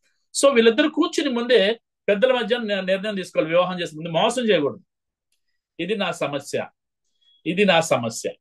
సో మనకి ఇష్టమైతే, దేవుని చిత్తమైతే మనం ప్రార్థన చేసుకుని ముందుకు వెళ్దామని చేసుకోవాలి. నాకు తెలిసి చెప్పిన నా భార్య డాక్టరు. నేను తమిళనాడులో సేవ చేసినప్పుడు మాతో పనిచేసే సేవకులు వాళ్ళిద్దరికి కొంచెం ప్రాబ్లం ఉందన్నమాట. అప్పుడు వాళ్ళతో కౌన్సిల్ చేసి నా భార్య వివాహం ఏం లేదు, కొన్ని పర్టికులర్ ఇంజెక్షన్స్ మీరు తీసుకోవాలి ఇద్దరు, అది పిల్లలకి ఎఫెక్ట్ కాకుండా. నిజంగా చాలా చక్కగా వాళ్ళిద్దరు వివాహం చేసుకున్నారు, సేవ చేస్తా ఉన్నారు. వాళ్ళకి ట్విన్స్ పుట్టారు, వాళ్ళు పెద్దోళ్ళు అయ్యారు ఇప్పుడు. అలాగే నాకు తెలిసిన 2-3 ఫ్యామిలీస్ అలా ఉన్నాయి. అంటే దాచకూడదు, వారికి ఉన్నటువంటి సమస్యను దాచి వివాహం చేసుకోకూడదు. దాపరికం అనేది ఉండకూడదు. సమస్యను తీర్చిన తర్వాత తను సిద్ధపడితే, వివాహానికి డాక్టర్ సర్టిఫై చేస్తే తప్పకుండా వివాహం చేసుకోవచ్చు. వివాహం తర్వాత పిల్లలు పుట్టేది అనేది అది పిల్లలు పుట్టకపోయినా 1 man 1 wife లో లైఫ్ అని. అందుకని పిల్లలు పుట్టేదని నేను వదిలేసేసి ఇంకో అమ్మాయిని చేసుకుంటా, అబ్బాయిని చేసుకోవడం అనేది దేవుని వాక్యానికి వ్యతిరేకం. అది పిల్లలు పుట్టలేదు అన్న కారణం ఒక దాని చేత విడిపోకూడదు. నేను చెప్పాను కదా, అడాప్షన్, పిల్లల్ని మనం దత్తత తీసుకోవచ్చు. ఒకటి సార్, చెప్పండి. ఆరోగ్యంగా ఉండి కూడా పిల్లలు లేనటువంటి వారు చాలా ఉన్నారు. మంది. చెప్పే కదా, ఉదాహరణకు చెప్పాను నేను, ఒక ఫ్యామిలీ బొంబాయిలో. పిల్లలు అనేది దేవుడు అనుగ్రహించే స్వాచ్యము, బహుమానము. బహుమానం ఏ విధంగానే ఇవ్వచ్చు దేవుడు. పుట్టిదని ఇవ్వాలనే ఉంది. గిఫ్ట్ అనేది పక్క నుంచి కూడా ఇవ్వచ్చు కదా దేవుడు. గిఫ్ట్ అనేది కదా, గిఫ్ట్ అన్నాడు. నేను మీకు భార్య భర్తలకు మధ్యగా ఇచ్చేదే గిఫ్ట్ అని ఎక్కడ చెప్పలేదు వాక్యంలో. Children are gift from God. అది వాళ్ళకి పుట్టినటువంటి వాడు కావచ్చు, లేకపోతే అడాప్ట్ చేసిన వాడు కావచ్చు, వాళ్ళ తల్లిదండ్రుల లేకపోతే వాళ్ళకి బంధువులు ఎవరైనా చనిపోతే ఒక అమ్మాయి అబ్బాయి వాళ్ళు అనాథులు కావచ్చు, వాళ్ళ నుంచి తీసుకునే వాళ్ళు కూడా ఉన్నారు. నా సేవకుల్లో, నా యొక్క కోవర్కర్స్ లో అప్పటికే వాళ్ళకి 1, 2, 2 పిల్లలు. ఆయన రైల్వే స్టేషన్ లో వదిలేసిన ఒక అమ్మాయి పాపని, అనారోగ్యంతో ఉన్న పాపని వాళ్ళు హక్కుని చేర్చుకుని పెంచుకున్నారు. ఈరోజు పెద్ద చేశారు అమ్మాయి. వాళ్ళకి పిల్లలు లేదని ఆమె పెంచుకోలేదు, అడాప్షన్ చేసుకోలేదు. రైల్వే స్టేషన్ లో ప్లాట్ఫామ్ మీద వదిలేసి, లేదా వెళ్తున్న ట్రైన్ లో వదిలేసి వెళ్ళిపోయింది అమ్మ. అనారోగ్యం ఉందో చైల్డ్. ఒకవేళ ఎలా పుట్టిందో మనకు తెలియదు. మా స్టాఫ్ ఆ పాపను తీసుకుని తన సొంత కుమార్తెగా పెంచుకున్నారు. అప్పటికే ఒక బాబు పాప ఉన్నారు. నిజంగా అది విన్నప్పుడు నాకు చాలా సంతోషం వేస్తా ఉంటుంది. పిల్లలు లేనప్పుడే పిల్లలు పెంచుకోవడం, పిల్లలు ఉన్న ఒక అమ్మాయికి, ఒక లేడీకి, ఒక గాలికి, ఆమెకి మరి క్రైస్తవ కుటుంబంలో పెంచబడటం అనేది ఈ రోజు ఒక సమాజానికి, సంఘానికి ఒక చక్కటి మరి బిడ్డను ఇవ్వడం అనేది ఎంత దేవునికి మహిమ. Yes brother, anything else? అందుకని ఎవరైనా మీ దగ్గరకు సలహా వచ్చి, దేవుని సేవలు సలహా వచ్చి మా పిల్లలు పుట్టలేదు కానీ మేము విడాకులు తీసుకుంటున్నాం అని ఎవరంటే వాళ్ళని ప్రోత్సహించకూడదు. మనం విశ్వాసులు అయ్యింది. అందుకని నాకు తెలిసిన ఫ్యామిలీ ఉంది, వాళ్ళు ఇప్పుడు CMC వెల్లూరు వెళ్ళారు. వాళ్ళు అక్కడ ఇద్దరు చెకప్ చేసుకుంటున్నారు. చిన్న చిన్న మైనర్ డిఫెక్ట్స్ ఉంటే చిన్న చిన్న ఆపరేషన్ చేయించుకుంటున్నారు.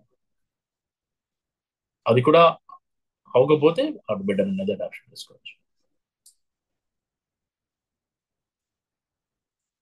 నెక్స్ట్, నేను చాలా ప్రశ్నలు వచ్చేస్తాయి అనుకున్నా, ఒకటి దాని తర్వాత ఒకటి. మరి మీరేమో చాలా స్లోగా ఉండదు. నేను తక్కువ సందేశాన్ని ఇచ్చింది మీకోసమే. 1 hour మీకు ఖచ్చితంగా మీకు ఇవ్వాలని. ఎస్,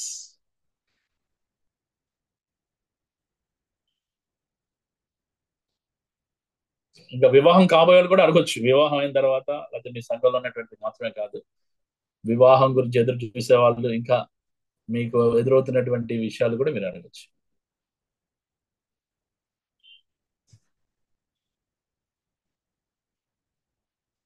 ఎస్ సిస్టర్, బ్రదర్, ఎవరైనా సరే. ప్రైజ్ లార్డ్ అమ్మా, చెప్పండి. అయితే వివాహం దేవుని చిత్తము కదా, దేవుని చిత్తం మేము చేసేది దేవుని చిత్తం అని ఎలా తెలుసుకోవాలి? ఒకటి, వాక్యం చదవటం ద్వారా దేవుడు స్పష్టంగా వివాహాన్ని గురించి మనతో మాట్లాడుతూ ఉంటాడు. ఒకరోజు కాదు, ప్రతిసారి. రెండోది, మన యొక్క హృదయంలో కూడా దేవుడు ఆ యొక్క సమాధానాన్ని ఇస్తూ ఉంటాడు. రెండోది. మూడోది, వివాహం దేవుని చిత్తం అని తెలియజేయడానికి మీ సంఘ కాపరి కావచ్చు, లేకపోతే మెంటర్ మధ్య మార్గదర్శి ఎవరైనా ఒకరు ఉంటే అక్క గాని అన్న గాని వాళ్ళ ద్వారా కూడా దేవుడు మాట్లాడతాడు మీరు కలిసి ప్రార్థన చేసినప్పుడు. నాలుగోది పరిస్థితుల గుండా మాట్లాడతాడు. ఆ పరిస్థితులు అంటే నాలుగోది ఈ 4 ఏరియాల కింద మాట్లాడుతుంటాడు దేవుడు. డ్రీమ్స్ అండ్ విజన్స్ అది చాలా ప్రత్యేకమైనది, కొద్దిమంది మాత్రమే ఇవ్వబడింది. అయితే ఈ 3 చాలా స్పష్టమైనది. దేవుని వాక్యం చదవటం ద్వారా, వివాహం సంబంధమైన పుస్తకాలు వినటం ద్వారా, ఇలాంటి పార్ట్నర్షిప్ ఇండియా ద్వారా వింటున్నటువంటి ఆ యొక్క ఈ వీడియో కాన్ఫరెన్సెస్, ఈ మెసేజెస్ ద్వారా దేవుడు మాట. అందుకనే మీరు చాలాసార్లు వింటా ఉండాలి. పాత అయినటువంటి వింటా ఉన్నప్పుడు నోట్స్ లో రాసుకుంటా ఉండాలి. ఏ వాక్యం చేత దేవుడు నిన్ను నడిపిస్తున్నాడు. ఒక ప్రపోజల్ ఈ ఒక అమ్మాయి ఒక అబ్బాయి గురించి ప్రార్థన చేస్తా ఉన్నప్పుడు ఆ అబ్బాయే సాటి అయిన సహాయం లేదా లైఫ్ పార్ట్నర్ దేవుని చిత్తం అని తెలుసుకోవాలంటే దేవుని వాక్యం ముందు స్పష్టం. అది దాంట్లో ఏ విధమైనటువంటి డౌట్ లేదు. ఫౌండేషన్ బేసిక్ అది. రెండోది హృదయంలో, ఒకసారి హృదయంలో నీకేం అనిపించుకోవచ్చు కూడా. మూడోది పెద్దల యొక్క విశ్వాసుల యొక్క సలహాలు కూడా మనం తీసుకోవాలి. వాళ్ళు కూడా దేవుడు తెలియజేస్తా ఉంటాడు. నీకొక్కదానికి ఒక్కడికే కాదు, వాళ్ళు కూడా తెలియజేస్తారు. ఇసలు పారామీటర్స్ ఉన్నాయి. దీని ద్వారా ఒకసారికి 2 సార్లు కాదు, అనేక విషయాలు. తర్వాత వివాహానికి సంబంధించిన కొన్ని పుస్తకాలు ఉంటాయి, మంచి పుస్తకాలు. అవి చదవటం ద్వారా దాంట్లో దేవుని వివాహం ఎలా చేసుకోవాలనేది రాసి ఉంటుంది. అలా చదువుకోవడం ద్వారా, తర్వాత ఇతరుల యొక్క సలహాలు, దేవుని యొక్క బిడ్డల యొక్క సలహాలు తీసుకోవడం ద్వారా దేవుడు స్పష్టం చేస్తాడు. ఒకవేళ అది కాబట్టి తీసేస్తాడు దేవుడు. ఆ వివాహంలో వివాహం కూడా ప్రార్థించి ఆ వ్యక్తి, ఆ అమ్మాయి కాదనుకుంటే అది పక్కకి వెళ్ళిపోద్ది. తర్వాత దేవుడు ఇంకొకటి ప్రపోజల్ ఇస్తాడు. ఒకవేళ దేవుడు ప్రపోజల్ చెప్పినప్పటికీ నువ్వు వినకుండా దేవుని చిత్తం ఆ వ్యక్తి అని తెలిసి కూడా కొన్ని పరిస్థితులు నీకు సహకరించిపోయిన, అదే క్యాష్, తర్వాత కలరు, లేకపోతే ఎడ్యుకేషన్, ఇలాంటివన్నీ అడ్డొచ్చి నువ్వు అలా దేవుడి చిత్తం అనేది చేసుకోకపోతే నీ ఇష్టం వచ్చిన దాన్ని చేసుకోవడానికి దేవుడేమి దాన్ని ఆటంకపరచడు. ఎందుకంటే దేవుడు అనుమతించడు, ఆమోదించడు. దాన్ని దేవుడు తెలియజేయడం వరకే. ఆ నిర్ణయాధికారం దేవుడు నీకు ఇచ్చాడు. ఎందుకంటే సెల్ఫ్ విల్ ఇచ్చాడు దేవుడు, మర్యాద ఇస్తాడు ఆ సెల్ఫ్ విల్కి. స్వచిత్తం ఇచ్చాడు దేవుడు, ఆలోచన ఇచ్చాడు దేవుడు, వాక్యాన్ని ఇచ్చాడు దేవుడు. ఆదియందు వాక్యం ఉన్న దేవుడు, వాక్యమే ఆ దేవుడే కృపాసక్తి సంపూర్ణ మన వసించాడు. ఒకప్పుడు వాళ్ళకి వాక్యం లేదు, మోజెస్ లా ఒకటి ఉంది. మనకి ఇప్పుడు ఆ వాక్యం అనేది మనకి ఇచ్చాడు దేవుడు. ఆ revolution of word of God, దేవుని యొక్క ప్రత్యక్షత మనకు ఉంది. అందుకని దేవుని వాక్యం ఎప్పుడు కూడా మోసం చేయదు. దేవుని యొక్క స్వరం మోసం చేయదు. దేవుని యొక్క నడిపింపు మనం మోసం చేయదు. దేవుని బిడ్డలతో చేసినటువంటి దేవుడు వాళ్ళ ద్వారా చెప్పించినటువంటి ఆ యొక్క మాటలు మనం మోసం చేయదు. కేవలం దేవుని వాక్యం కాకుండా మీ పాస్టర్ గారు చెప్పిన ఈ అబ్బాయి దేవుని చిత్తం అని చెప్పి చేస్తే అలా చేసుకోకూడదు. నువ్వు దేవుని ఒకసారి ఒక అబ్బాయి దగ్గరకు వచ్చి దేవుడిని నిన్ను చేసుకోమన్నాడు దేవుడు, దేవుని చిత్తం అని చెప్పాడు. అమ్మాయికి తెలియదు. ఎందుకంటే ఆ అమ్మకి ఎక్కువ చెప్తే అబ్బాయి దేవుని చిత్తం చేసుకుంటాడు. అప్పుడు అబ్బాయి అన్నాడు, లేదమ్మా ఆ దేవుడే నాకు కూడా చెప్పాలి కదా దేవుని చిత్తం నేను చేసుకోవడం అనేది. నేను ప్రార్థన చేసుకుని చెప్తానని ప్రార్థన చేసిన దేవుడు నడిపించట్లేదు. అమ్మాయి చెప్పాడు, మా దేవుడు అమ్మా సారీ అండి, నాన్న మీ మీద ఆశపడి నేను దేవుని చిత్తం అంటే దేవుడు మాట్లాడాడు, దేవుడు నన్ను చేసుకోమని నిన్ను అంటే మీరు చేసుకుంటారని చేసుకున్నాను తప్ప అని. సో ఇలాగ కొంతమంది బయటపడతా ఉంటారు కొంతమంది. అది ఇంకేమైనా డౌట్ ఉందా తల్లి దీంట్లో, మ్యారేజ్ విషయంలో ఎలా తెలుసుకోవాలి అనేది? థ్యాంక్ యూ అన్న. నాకు కొంచెం డౌట్ ఉండే, వాక్యం ద్వారా అంటే వాక్యం ఒకటేనా? వాక్యం ఒకటే కాదు, దేవుడు వాక్యం ఒకటే నీ హృదయంలో ఉన్నటువంటి సమాధానం, ఇన్నర్ పీస్. మూడోది విశ్వాసుల యొక్క సలహా, పాస్టర్ గారు కావచ్చు లేకపోతే విశ్వాసి కావచ్చు, వాళ్ళు నీతో కలిసి ప్రార్థన చేసే వాళ్ళై ఉండాలి. వాళ్ళ ద్వారా కూడా దేవుడు తెలియజేస్తాడు నీ యొక్క ఆ వాక్యం నువ్వు వాళ్ళకి చెప్తున్న ద్వారా. నాలుగోది పరిస్థితులు కొన్ని అనుకూల పడవచ్చు, కానీ దేవుని వాక్యం ఎప్పుడు మారదు. సో తప్పకుండా ఒక్కరోజు మాట్లాడు దేవుడు, నువ్వు రాసుకుంటా ఉండాలి ఆ వాక్యాన్ని. తర్వాత ఒకవేళ నువ్వు దాన్ని సరిగ్గా అర్థం చేసుకోకపోతే అది అర్థం చేసుకునేటట్లు విశ్వాసులు లేకపోతే మన పాస్టర్ గారు వాళ్ళతో మనం వాళ్ళ ద్వారా తెలుసుకోవచ్చు. రైట్. షార్ట్ లో ఒకటి ప్రశ్న వచ్చింది. ప్రశాంత్ రాజు, భార్య ఆజ్ఞ అతిక్రమిస్తే భర్త భార్యని కొట్టి దేవుని మార్గం నడిపించవచ్చా? బ్రదర్ కొట్టకూడదు బ్రదర్, మ్యాన్ హ్యాండిల్ అస్సలు చేయకూడదు. అది లోకస్తులు కానీ దేవుని బిడ్డలు అస్సలు చేయకూడదు. మ్యాన్ హ్యాండిల్ అనేది మంచిది కాదు. దేవుడు సృష్టించినటువంటి సృష్టిలో అది కొట్టి భార్య కానీ భర్త కానీ భార్యలు మాత్రమే భర్త మాత్రమే భార్యను కొడతాం కదా. ఈ రోజుల్లో భార్యలు కూడా భర్తను కొట్టే వాళ్ళు కూడా ఉన్నారు చాలా మంది. ఆజ్ఞ అతిక్రమిస్తే భర్త భార్యని కొట్టి దేవుని మార్గంలో ఎప్పుడు ప్రేమతో నడిపించాలి, ప్రార్థనలో నడిపించాలి. ఇద్దరు కలిసి కూర్చుని మాట్లాడాలి. ఒకసారి తప్పు చేస్తే ఇంకొకసారి తప్పు చేయకూడదమ్మా, ఇలాంటిది నేను ఎదురు చూడలేదని ప్రేమతో చెప్పాలి. ఒక మల్లెపూలు తీసుకొచ్చి ఇచ్చి ఆమెకి ఇష్టమైంది ఏదో స్వీట్ ఏదో ఇచ్చి ప్రేమతో చెప్పాలి. తర్వాత ఆమె అది నీ మాట వింటలేదని అహం అనేది అడ్డొస్తుంది నీకు. అహం, ఈగో, అహం అడ్డొస్తే నేను భర్తనే, అసలు ఎక్కడుందండి నీకు భర్త ఎక్కువ భార్య తక్కువ, ఇద్దరు సమానం చేశారు. కానీ రోల్స్ లో తేడా ఉంది. వారి యొక్క భార్య భర్తల యొక్క రోల్స్, వాళ్ళ యొక్క పాత్రలో తేడా ఉంది తప్ప నేను ఎక్కువ నువ్వు ఎక్కువ అని లేదు. కానీ దేవుడు శిరసైన లాగిన అలాగే భర్త ఇంటి కుటుంబానికి శిరసై ఉన్నాడు. ఒక ఆమె ఉంటుంది, మన మధ్య ఏదో వాట్సాప్ లో నేను చూస్తా ఉన్నాడు ర్యాండమ్ గా, వాళ్ళ నాన్న ఆ పిల్లడు అడుగుతూ ఉన్నాడు, అమ్మా డాడీ పొజిషన్ ఏంటి, నీ పొజిషన్ ఏంటి అని అడిగితే డాడీ పొజిషన్ ఇస్ హెడ్ అన్నాడు. హెడ్ అని చెప్పింది. ఓకే, మరి నీ పొజిషన్ ఏంటి, నెక్ అని అనమాట. నేను నెక్ ఎటు తిప్పితే అది తిరగాలి, అది మీ నాన్న. సో దట్స్ ఎ ఫూలిష్నెస్ అన్నమాట. దేవుడు సాధ్యాన్ని సహకరించి ఇద్దరిని సమానంగా చేశాడు, ఎవరిని ఎక్కువ తక్కువ చేయలేదు. కానీ పాత్రలో తేడా ఉంది, వారి యొక్క రోల్స్ లో తేడా ఉంది. అంతేగాని ఆ భార్య తప్పు చేస్తే లేకపోతే భర్త తప్పు చేస్తే వాళ్ళని లైన్ లో పెట్టడం, కొట్టమని ఎక్కడ బైబిల్లో చెప్పింది? పిల్లలు కొట్టమని చెప్పింది బైబిల్లో. భర్త వాడినాడు వాడు విరోధం చెప్పింది. బాలుడు నడవలసిన త్రోవను వాడికి నేర్పము, పెద్దవాడైనప్పుడు వాడి నుంచి తొలగిపోవడం అని చెప్పి తను చెప్పింది. ఆ విషయం చెప్పింది. భార్య భర్తను భర్తం ఆడాలంటే ఈ రోజుల్లో గందరగోళం అయిపోయింది. ఈ రోజు నో బ్రదర్, అలా కొట్టి చాలా మంది పశ్చాత్తాపడిన వాళ్ళ భర్తలు చాలా తెలుసు.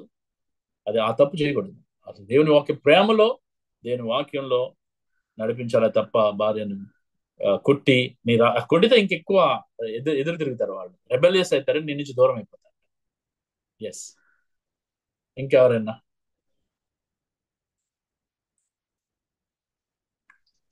ఎవరు ప్రశ్న అడగట్లేదు, నేను మళ్ళీ ప్రశ్న అడుగుతా. మీరు అడగచ్చు బ్రదర్, చెప్పండి. ఇప్పుడు ఈడు జోడు అంటారు కదండి, ఈడు జోడు, ఓకే, సాటి అని అంటారు కదా, ఆ కొద్దిగా తారతమ్యాలు విశ్లేషించండి సార్ కొద్దిగా. ఎస్, ఈడు జోడు అనేది మంచిదే, కంపాటిబిలిటీ అనేది, దాన్ని కంపాటిబిలిటీ అంటాం మనం.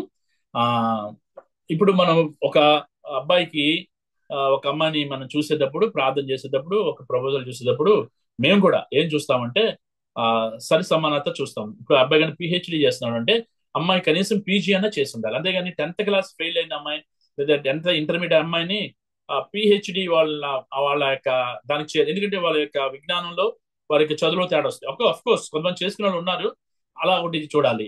రెండోది ఫిజికల్ ఫిట్నెస్ విషయంలో కూడా చూస్తుంటాం. మూడోది వాళ్ళు బిలీవర్ కాదా, రెండోది సాల్వేషన్ ఎక్స్పీరియన్స్ ఉందా లేదా, మూడోది సంఘానికి అనుబంధం అయి ఉన్నారా లేదా. ఇవి మెయిన్ చూస్తూనే ఫిజిక్ కూడా చూస్తాం, అంటే హైట్ చూస్తాం. కొన్ని ఎక్సెప్షన్ కేసు ఉంటాయి. నాకు తెలిసిన డాక్టర్స్ ఉన్నారు, వాళ్ళు మేమే చేసాం వివాహం, నేను పేర్లు నేను రివీల్ చేయడానికి చేస్తే పర్వాలేదు, వాళ్ళ విశ్వాసలే. అమ్మాయి 4 feet ఉంటుందేమో, అబ్బాయి 6 feet, ఇద్దరు డాక్టర్సే. కనీసం భుజం దగ్గర కూడా రాదు అమ్మాయి, కానీ దేవుని చిత్తం తెలుసు. రెండోది, 2 కమ్యూనిటీస్ వేరు. పిల్లలు కొంచెం లేట్గా మ్యారేజ్, పిల్లలు పుడతారన్న అవకాశం కూడా లేదు, భయం వస్తుంది. కానీ డాక్టర్స్ దేవుని తెలుసుకున్నారు, ప్రార్థన చేసుకున్నారు, చక్కగా వివాహమైంది, 2 పిల్లలు, ఒక ఆడపిల్ల ఒక మగపిల్ల. 2 చక్కగా దేవుని కోసం వాళ్ళ యొక్క పనిచేస్తున్న హాస్పిటల్స్ లో మరి సేవ చేస్తా ఉన్నారు, బైబిల్ స్టడీస్ అయి తీసుకుంటా ఉన్నారు. సో కంపాటిబిలిటీ అనేది మనం చూస్తాం, చూడకుండా మనం ఉండకూడదు. కానీ అదొక్కటే అయితేనే చేస్తాం అనేది తప్పు. దేవుని చిత్తం అనేది it must take a first priority, first place. So అందుకని చూసే వాళ్ళు కూడా ఏది పడితే చూసి విశ్వాసం చూసి అలా పెళ్లి చేసేయకూడదు. మనం అంటే ఎడ్యుకేషన్ కానీ అందం కానీ ఇవన్నీ కూడా బేరేజ్. ఒక్కోసారి ఫోటోలో చూసి మోసపోతూ ఉంటారు చాలా మంది. నేను వివాహం చేసుకోవడానికి ప్రపోజల్ ఇస్తే ఫోటో ఇవ్వకుండా, ఫోటో ఇస్తే అప్పుడు వెంటనే అంటారు, అన్న దేవుడు సైలెంట్ అయిపోయాడు అన్న. అప్పుడు దాకా ఫోటో ఇవ్వక ముందున్న మాట్లాడే దేవుడు ఫోటో చూస్తే ఎంత సైలెంట్ అవుతాడు అంటే వీడికి ఇష్టం లేదు, దేవుడు నడిపించట్లేదు అన్న, సైలెంట్గా ఉన్నాడు. దేవుడు సైలెంట్ ఎప్పుడు ఉండడు. సో అంటే కంపాటిబిలిటీ మనం చేసేటప్పుడు మన పిల్లలకు కానీ లేకపోతే సంఘస్థుల్లో ఉన్న పిల్లలకు కానీ మనం చూసేటప్పుడు ముఖ్యంగా బిలీవర్ అయి ఉండాలి, విశ్వాస అయి ఉండాలి, రక్షణ అనుభవం ఉండాలి, తర్వాత బాప్తిసం తీసుకుని ఉండాలి, ఆ తర్వాత సంఘానికి రెగ్యులర్గా వెళ్తుంటాం, దేవుని వాక్యం ప్రేమించే వ్యక్తిగా ఉండాలి. ఆ తర్వాత ఎడ్యుకేషన్ కావాలి. కొంతమంది డాక్టర్స్ ని పెళ్లి చేసుకోవాలి అంటారు, తప్పలేదు. డాక్టర్ అయితేనే చేసుకుంటా అంటే దేవుడి చిత్తం తెలియకపోతే దేవుడు తెలియజేయడు. దేవుడి చిత్తం ఒకవేళ డాక్టర్ కాకపోవచ్చు.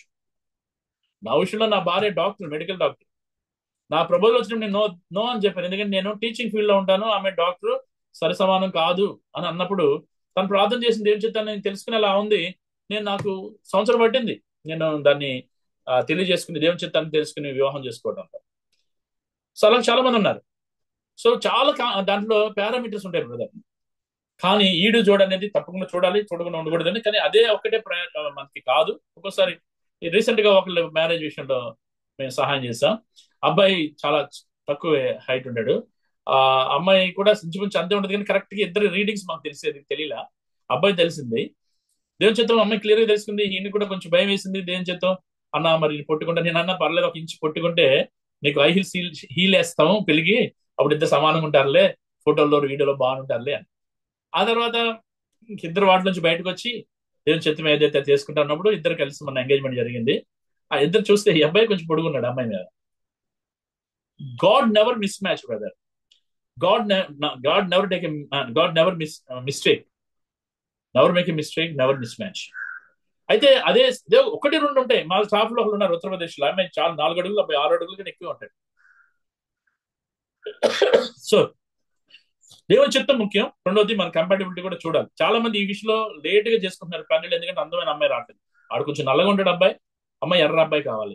ఆ అమ్మాయి ఎర్రగా ఉంటది కాబట్టి అబ్బాయి కొంచెం ఎర్రగా ఉండాలి, 6 అడుగులు ఎత్తి ఉండాలి, హైట్, పర్సనాలిటీ, బాడీ బిల్డర్ ఉండాలి, ఆయన ఏమంటాము జిమ్కి వెళ్ళే బాడీగా ఉండాలి అని చూస్తే చాలా మంది అమ్మాయి లేట్ అయిపోతాయి. తర్వాత నువ్వు కోరుకునేవన్నీ కూడా ఆమెలో నువ్వు పెళ్ళైన తర్వాత, అంటే అమ్మాయి విషయంలో అబ్బాయికి చాలా విషయాలు ఇస్తారు, అమ్మాయికి కూడా అబ్బాయి విషయంలో చాలా దేవుడు ఫుల్ఫిల్. అందుకని దేవుడు ఒక వాక్యం ఉంటుంది, I will fulfil your heart desires, నీ హృదయ వాంఛలను తీర్చును. అది ఈడు జోడు అనేది మంచిదే, చూడకూడదు మన చూడవచ్చుగా ఉన్నారు. ఈడు జోడులో చాలా మంది ఈ రోజు విడాకులు తీసుకుంటున్నారు. కారణం ఏంటంటే వాడికి అనుమానం, ఆమెకి అనుమానం, ఈ అమ్మాయి ఎర్రగా బుర్రగా ఉంది, అందరిని చూస్తా ఉంది, అందరూ వాళ్ళ అమ్మాయి గారు అంటే మోజేమో అని అలా చాలా ఉంటాయి. బట్ అల్టిమేట్ గా దేవుడు నిర్ణయించినటువంటి ఆ యొక్క వివాహ జంట అనేది ముందు బాగానే ఉంటారు బ్రదర్, తర్వాత లావ్ అయిపోతారు, నాకులాగా పొట్టలు వచ్చేస్తాయి తినేసి కూర్చుంటే, లేకపోతే ఎక్సర్సైజ్ అని లేకపోతే. తర్వాత అమ్మాయి లావ్ అయితే నువ్వేం చేస్తావు, మళ్ళీ అమ్మాయిని మార్చలేరు కదా చాలా మంది. అబ్బాయి లావ్ అయితే ఏం చేస్తారు, ఇంకంతే అభివృద్ధి అండి బ్రదర్. అభివృద్ధి ఇస్తుంది అది, సరే మంచి అభివృద్ధి మంచిది.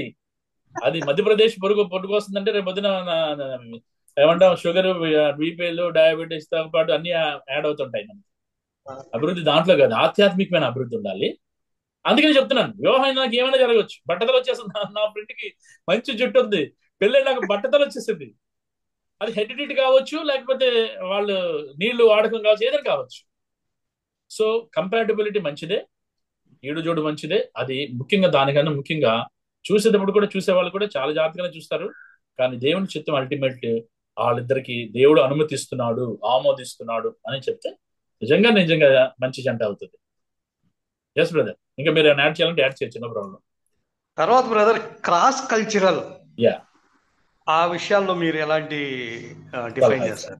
రైట్, క్రాస్ కల్చర్ అనగా వాళ్ళ యొక్క భోజనం, లేకపోతే వారి యొక్క ట్రెడిషన్స్ మించి వాళ్ళ భాష, వాళ్ళ యొక్క ప్రాంతాన్ని వేరే వాళ్ళు అందరినీ క్రాస్ కల్చర్ అంటే. ఉదాహరణకి తెలుగువాడు మధ్యప్రదేశ్ లో ఉన్నటువంటి ఒక అమ్మాయికి ప్రపోజల్ వచ్చినప్పుడు ఆ అమ్మాయికి తెలుగు రాదు, హిందీ, ఇంగ్లీష్, ఇంకా వేరే లాంగ్వేజెస్. ఆ అమ్మాయి కూడా దేవుని పరిషత్లో ఉద్యోగం చేస్తూ సర్వ్ చేస్తా ఉంది. ఆ ప్రపోజల్ ఇతనికి వచ్చింది. దానికి ఆ అమ్మాయి ఓపెన్, ఎవరైనా చేసుకుంటాను, తెలుగు వాళ్ళు, కన్నడ వాళ్ళు అని అనుకుంటుంటే, ఈ అబ్బాయి కూడా నేను ఓపెన్, ఎవరైనా చేసుకుంటాను అన్నప్పుడు, ఒకవేళ ఈ అబ్బాయి ఆ ఊరికి వెళ్ళి మధ్యప్రదేశ్ స్టేట్ లో ఏదైనా టీచర్ ఉద్యోగం చేస్తా ఉన్నప్పుడు, ఒక టెంట్ మేకర్ గా ప్రార్థన చేస్తా ఉన్నప్పుడు ఈ యొక్క ప్రపోజల్ ఎవరైనా పెద్దలు తీసుకొచ్చారనుకోండి, కాదు అనుకుంటే ప్రార్థన చేసి ఒక దేవుని చిత్తం అనుకుంటే చేసుకునే దాన్ని క్రాస్ కల్చర్ అంటారు.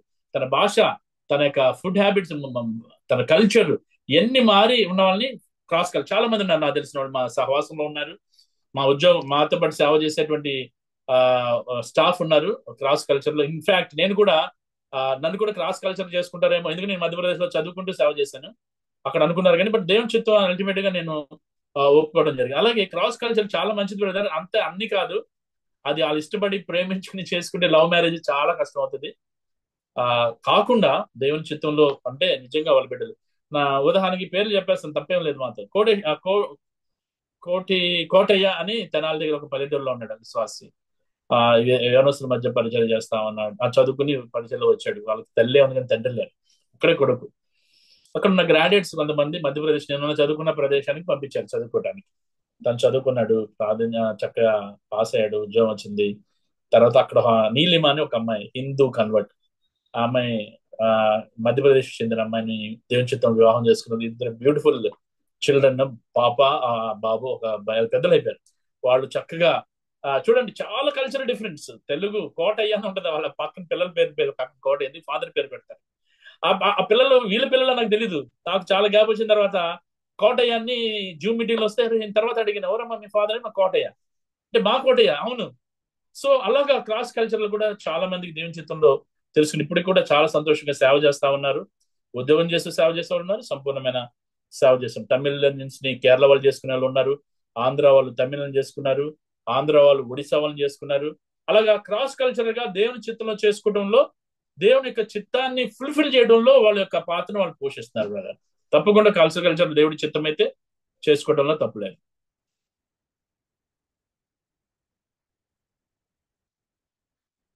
ఇంకా మీరు అది మీ ప్రశ్న కాకపోవచ్చు, ఎవరి కోసమైనా మీరు అడగొచ్చు. ఎందుకంటే మీరు వాళ్ళని కౌన్సిల్ చేస్తా ఉన్నప్పుడు, లేదా ఏదైనా ప్రశ్న ఎదురైనప్పుడు, వాళ్ళని మిమ్మల్ని ప్రశ్నలు వేసినప్పుడు కూడా, లేదా మీ బిడ్డల విషయంలో మీకు ఏదైనా సందేహాలు సలహాలు వస్తే మీరు అడగొచ్చు. అంటే మీరు అడిగే ప్రశ్న మీకు సంబంధించిందని నేను ఎప్పుడు అనుకోను.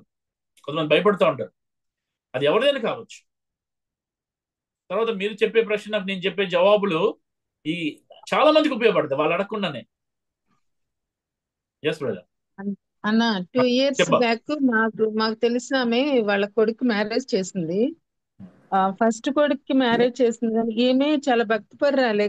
కానీ ఆమె వాళ్ళ పిల్లలు ఏమన్నారంటే, మాకు అమ్మాయి పాష్ గా ఉండాలి, పల్లెటూరు అమ్మాయి మాకు వద్దని చెప్పి వాళ్ళ మమ్మీని ఫోర్స్ చేసేసరికి ఎన్ని సంబంధాలు వచ్చినా రిజెక్ట్ చేస్తే ఈ క్రిస్టియన్ మ్యాట్రిమోనీలోనే చూసి చేశారన్న. అయితే అమ్మాయి మ్యారేజ్ అంటే చాలా అందంగా ఉంది, అసలు ఎంత చాలా అందంగా ఉంది. క్రిస్టియన్ అమ్మాయి, బాప్తిస్మం తీసుకున్న అమ్మాయినే చేశారు. అయితే ఆమె భర్తతో అసలు ఒక్కరోజు కూడా గడపలేదన్న. 1 month ఇంట్లోనే ఉంది. తర్వాత వాళ్ళ పుట్టింటికి వెళ్ళిపోయి ఆమె నాకు డైవర్స్ కావాలి, ఆమె క్యారెక్టర్ ఏంటంటే అమ్మాయి కారణాలు ఏమైనా తెలియజేసిందా? ఎందుకు ఆమె కల్చర్ అంతా వేరుగా ఉందన్న. ఆమె పబ్కి వెళ్తాం, డ్రింక్ చేయటం. ఈమె వీళ్ళ ఇంట్లో క్రిస్టియన్ సాంగ్స్ పెడుతున్నా ఆమెకి నచ్చట్లేదంట. ఏంటి భక్తి అని అదే ముసుగులో ఉంటున్నారు, చెయ్యాలి మరీ లిమిట్ లో ఉండాలి అన్నట్టు మాట్లాడి ఆమెకి నచ్చక వాళ్ళ పుట్టింటికి వెళ్ళిపోయి నేను విడాకులు ఇచ్చేస్తానంటే వాళ్ళ పేరెంట్స్ ఒప్పుకోక 2 years నుంచి సాగుతుందన్న. ఇప్పుడు మ్యూచువల్ అండర్స్టాండ్ మీద డైవర్స్ కి అప్లై చేసి 50 lakhs అడుగుతుంది ఆమె. చెప్తా, నాకు 2, 3, 4 కేసులు ఉన్నాయి ఇప్పుడు నా దగ్గర. సేమ్ అసలు ఆమెకి ఇష్టం లేకుండా ఆమె వెళ్తున్నప్పుడు 50 lakhs అడగాల్సిన అవసరం ఏముంది? It's a business. ఇంతకంటే కూడా చెప్పినాను నేను, బిజినెస్. అమ్మాయికి ఇష్టం లేక ఎందుకు చేసుకుంది చెప్పండి? వాళ్ళ అమ్మ నాన్న ప్రోత్సహించడం వల్ల వాళ్ళు ఫోర్స్ చేశారంట. నాకు ఇష్టం లేదు, ఫోర్స్ చేశారు. ఇప్పుడు చూడండి, ఇప్పుడు ఫోర్స్ చేయటం వల్ల నాకు సేమ్ ప్రాబ్లం. బాగా దేవునిలో ఎదిగిన వ్యక్తులే దేవుని ఫోర్స్ చేసి అమ్మాయికి పెళ్లి చేశారు. సంవత్సరం కూడా ఉండలేదు, సరిగ్గా కాపురం చేయలేదు. అబ్బాయికి ఇష్టం లేదు, ఈ అమ్మాయి చెప్పినా సరే చేశారు. ఆ అబ్బాయి తాగుబోతూ తిరుగుబోతూ ఆఖరికి అబ్బాయి డైవర్స్ ఇచ్చాడు. ఇప్పుడు అమ్మాయి పరిస్థితి ఏంటి? తల్లిదండ్రులు నెత్తి నోరు కొట్టుకుంటున్నారు. ఆయనకి హార్ట్ అటాక్ వచ్చింది వాళ్ళ అబ్బాయి, వాళ్ళ నాన్నగారికి. ఇప్పుడు ఎవరి ద్వారా నా గురించి తెలిసింది, బ్రదర్ మీరు ఏమైనా సహాయం చేయగలరా? సో అలాగే ఆ అమ్మాయి ద్వారానే ఆ అబ్బాయి మోసపోయాడు. ఆ అబ్బాయి కూడా అలాగే పెళ్లి ఎవరో మధ్యవర్తులు మంచి అమ్మాయి చెప్పింది దాక చేశారు. అమ్మాయి 11 లక్షలు ఇచ్చాడు, ఈ అమ్మాయి 50 లక్షలు అడిగింది ఆఖరిగా. ఇది ఏమంటారు దీన్ని? అసలు నీకు ఇష్టం లేదు వెళ్ళిపో, విడాకులు ఇచ్చి మ్యూచువల్ కన్సర్న్ విడాకులు తీసుకోండి. అంతేగాని ఈ డబ్బులు అంటే ముందుగానే ప్రీ ప్లాన్ అనే కదా, ముందుగానే ఉద్దేశించి అమ్మాయి లేకపోతే ఇప్పుడు ఎవరో చాలా మంది దొరుకుతున్నారు కదా. అందుకనే దయచేసి మ్యాటర్ మనీ విషయంలో మీకు కొద్దిగా జాగ్రత్తగా ఉండాలి. ఎందుకంటే దాంట్లోంచి చాలా మరి డేంజర్స్, చాలా నష్టాలు ఎదురవుతున్నటువంటి వాళ్ళు నాకు తెలుసు. అందుకనే marriage matter, Christian marriage matter వెడ్లా కానీ రకరకాలుగా వెళ్ళొద్దు. మేము వెళ్ళాం దాని గురించి. ఎందుకంటే మేము చూసే కొద్ది మందికైనా మా గ్రూప్ అందరూ కూడా మేమందరం కొంచెం ఆలోచించి వాళ్ళందరి గురించి తెలుసుకుని, అమ్మాయి గురించి తెలుసుకుని చేస్తే దేవుని మహాకృపను బట్టి ఇంతవరకు మేము చేసిన పెళ్లిలో ఒక్కరు కూడా విడాకులు తీసుకోలేదని పెద్ద గొప్పగా చెప్పట్లేదు. గొడవలు వచ్చినాయి భార్య భర్తల మధ్య, మేము సరి చేసాం, బాగున్నారు, పిల్లలు పుట్టారు, బాగానే ఉన్నారు, చక్కగానే ఉన్నారు. మేము మేము వద్దన్న మెసేజ్ ఒక మ్యారేజ్ కి నేను ప్రసంగికుడికి వెళ్ళాను. నేను చెప్పాను వాళ్ళకి వద్దు అని చెప్పిన, మరి వాళ్ళిద్దరు విశ్వాసులే, వేరే వేరే క్యాస్టే, ఇష్టపడి చేసుకుని విడాకులు తీసుకున్నారు. ఇప్పుడు మరి అలాంటి పరిస్థితులు ఉంటాయి సిస్టర్. మనం ఏం చేయాలంటే ప్రార్థన చేద్దాం. అందుకనే మన పిల్లలు కానీ సంఘస్థులు కానీ మనం చూసినప్పుడు ఎవరైనా దేవుడు మీకు భారం ఇచ్చి వివాహాలు చేయాలి, క్రీస్తు కేంద్ర కుటుంబాలు చేయాలని మీకు భారం ఇస్తే మీరు తప్పకుండా పాటుపడగానే ఈ విషయంలో జాగ్రత్తగా ఉండాలి. వాళ్ళకి ఇష్టమైన తల్లిదండ్రులు కానీ వదిలేయండి, మీరు ఏం పట్టించుకోవద్దు. చాట్ లో ఒక ప్రశ్న వచ్చింది.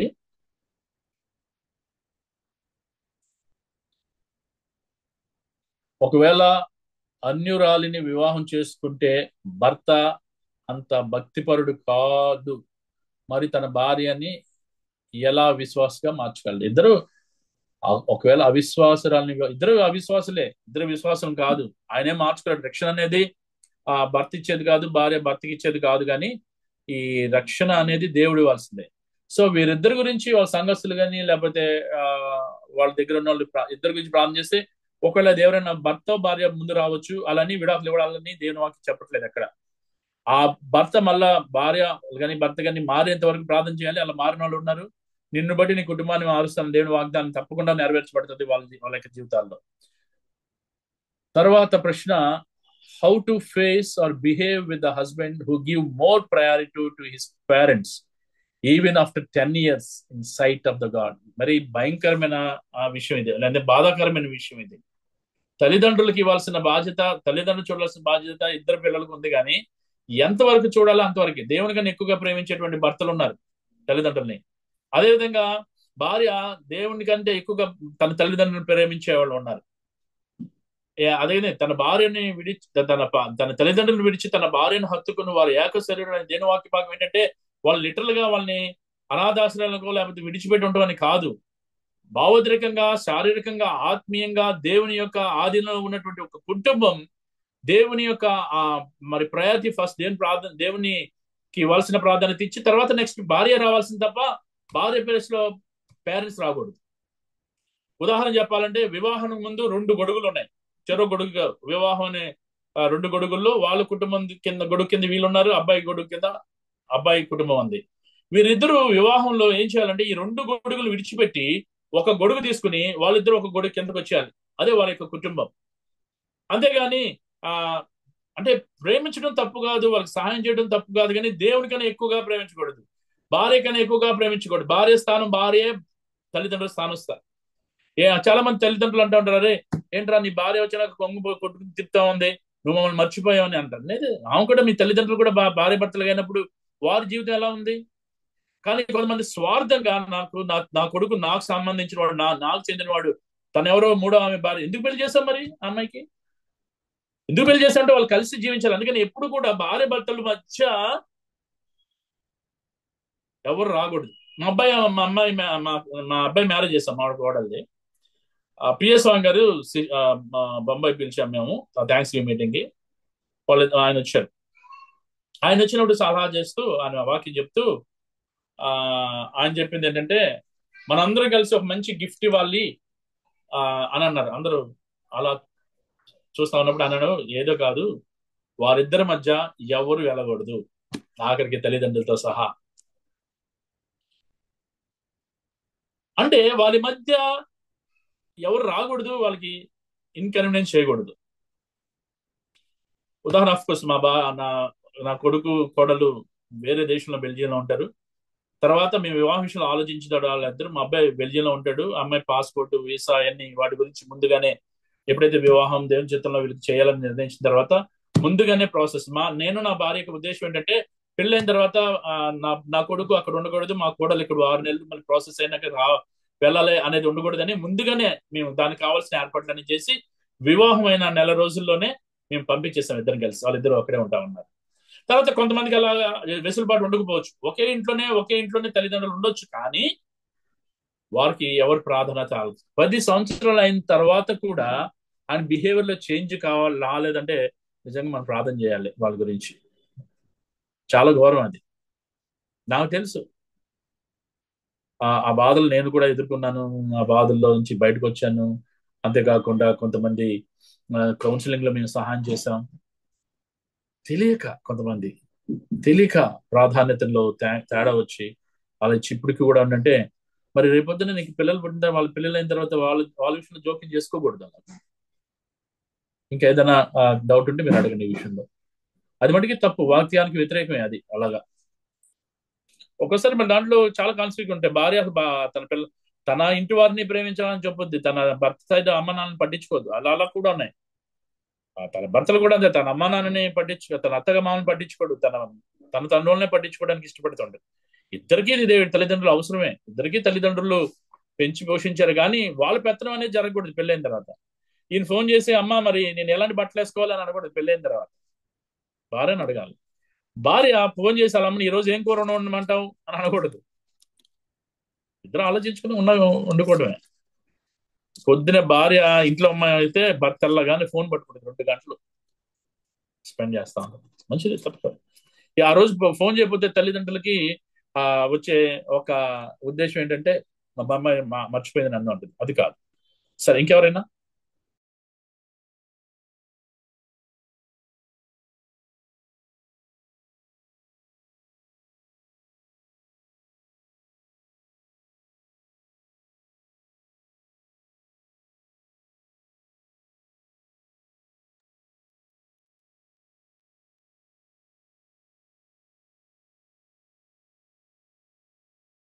ఇంకెవరైనా అడగండి తల్లి. ఏదైనా చాట్లో పెట్టచ్చు, లేదా మీరు అడగొచ్చు. ఇంకా కొంత సమయం ఉంది, ఇంకా 5 నిమిషాలు ఉంది నా టైం ప్రకారం. ఈ రోజు నేను ఎక్కువ సమయం ఇవ్వడం వల్ల చాలా మంది అడగాల్సిన అడగట్లేదు. నేనేమో తక్కువ సమయం తీసుకున్నాను. ఏ విషయంలో అయినా పర్వాలా. అన్న ప్రేయలాడన్నా తల్లి చెప్పు తల్లి. అన్న అంటే మనం క్వైట్ వైజ్ ద్వారానే కన్సిడర్ చేయాలన్నా అంటే మ్యారేజ్ విషయంలో, ప్రపోజల్ విషయంలో పైపైన ద్వారా కన్సిడర్ చేయాలంటే అన్న అంటే క్వైట్ ద్వారానే కన్సిడర్ చేయాలా? సారీ, క్వైట్ టైం ద్వారా. నో, క్వైట్ టైం అనేది ఒక సైడ్ నుంచి దేవుడు తెలియజేస్తాడు. ఒక క్వైట్ టైం ఒక్కటే కాదు మెయిన్. రెండోది క్వైట్ టైం కి ఎక్కువ ప్రాధాన్యత ఇవ్వాలి. ఏదో చెప్తున్నారు. అదే అంటే క్వైట్ ద్వారానేనా, లేకపోతే అంటే మన పరిస్థితి ద్వారా కూడా మీరు చెప్పారు కదా, అంటే మనం నా విషయం నేను చెప్పాలంటే మీకు క్వైట్ టైం ఒక మాధ్యం, ఒక మార్గం. రెండోది అదే వివాహానికి సంబంధించిన కొన్ని పుస్తకాలు చదవటం ద్వారా నాకు 2 చాలా విషయాలు క్లియర్ గా దేవుడు నాతో మాట్లాడాడు. వాక్యం ద్వారాను, అదే వాక్యాలు ఆ పుస్తకాల ద్వారా రీకన్ఫర్మేషన్ చేశాడు. ఉదాహరణ చెప్పాలంటే అరణ్యంలో త్రోవను కలిగజేదను, ఎడారిలో నదులు పావరజేదను యెషయా గ్రంథంలో ఉంది చాలా క్లియర్ గా.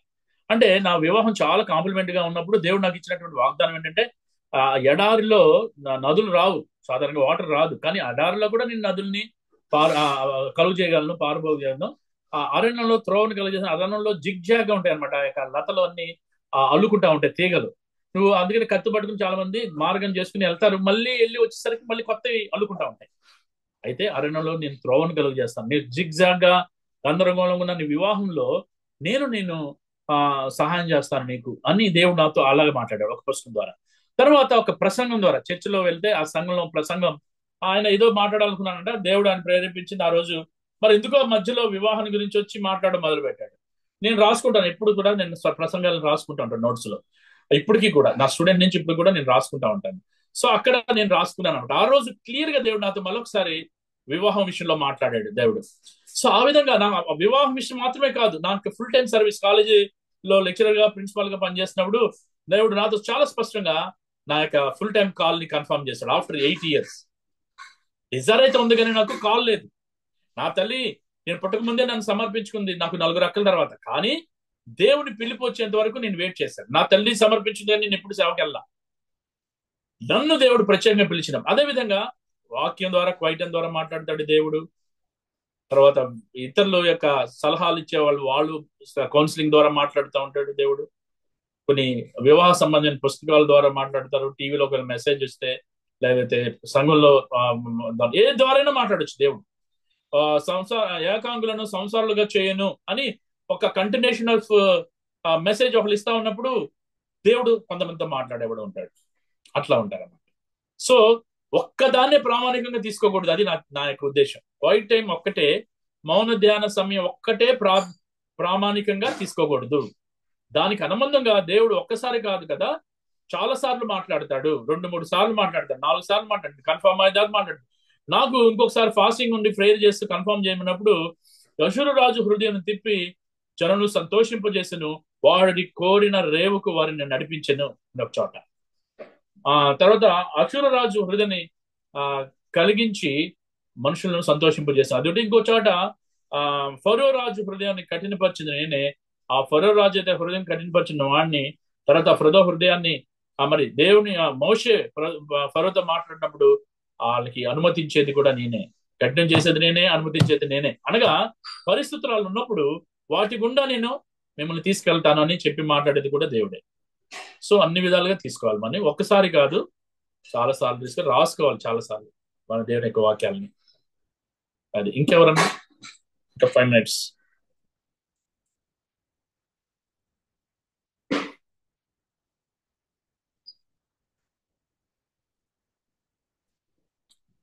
ఇంకెవరన్నా ఉన్నారా? లేకపోతే మనం కంక్లూడింగ్ చేసుకుందాం. అన్నా ప్రైజ్ లార్డ్ అమ్మా. అయితే మనం ప్రపోజల్ ఇచ్చిన చెల్లి వాళ్ళు నేమ్ చెప్పలేనన్నా. అయితే నాకు వచ్చే అబ్బాయి పేరెంట్స్ ని నా పేరెంట్స్ లాగా చూసుకోవాలి. అంటే ఒక కొడుకు లాగా చూసుకోవాలి అల్లుడు. ఓకే. అట్లుండాలి. అట్లుంటేనే అదే, అంటే అది కూడా రాస్తా ఉన్నారన్న ప్రొఫైల్లో. రాస్తారు. ఇప్పుడు జస్ట్ నాకు ఒక బ్రదర్ ప్రాన్ చేశాడు. ఆయన అంటారు, ఇల్లరికం రావాలి మా అల్లుడు, మాతోనే ఉండాలి, మా అమ్మాయి ఎక్కడుంటే అక్కడే ఉండాలి అంటే. అప్పుడు నేను చెప్పాను, అవన్నీ మీరు కింద రాయండి బ్రదర్, దానికి ఇష్టపడే వాళ్ళు ఉంటారు, దానికి వచ్చే వాళ్ళు ఉంటారు, అదే రాయండి, రాయకుండా అది క్లారిటీ ఉండదు అని చెప్పాను. అలాగే కొంతమంది రాస్తారు, మంచిది, అలాగ వచ్చిన వాళ్ళకి వస్తారు.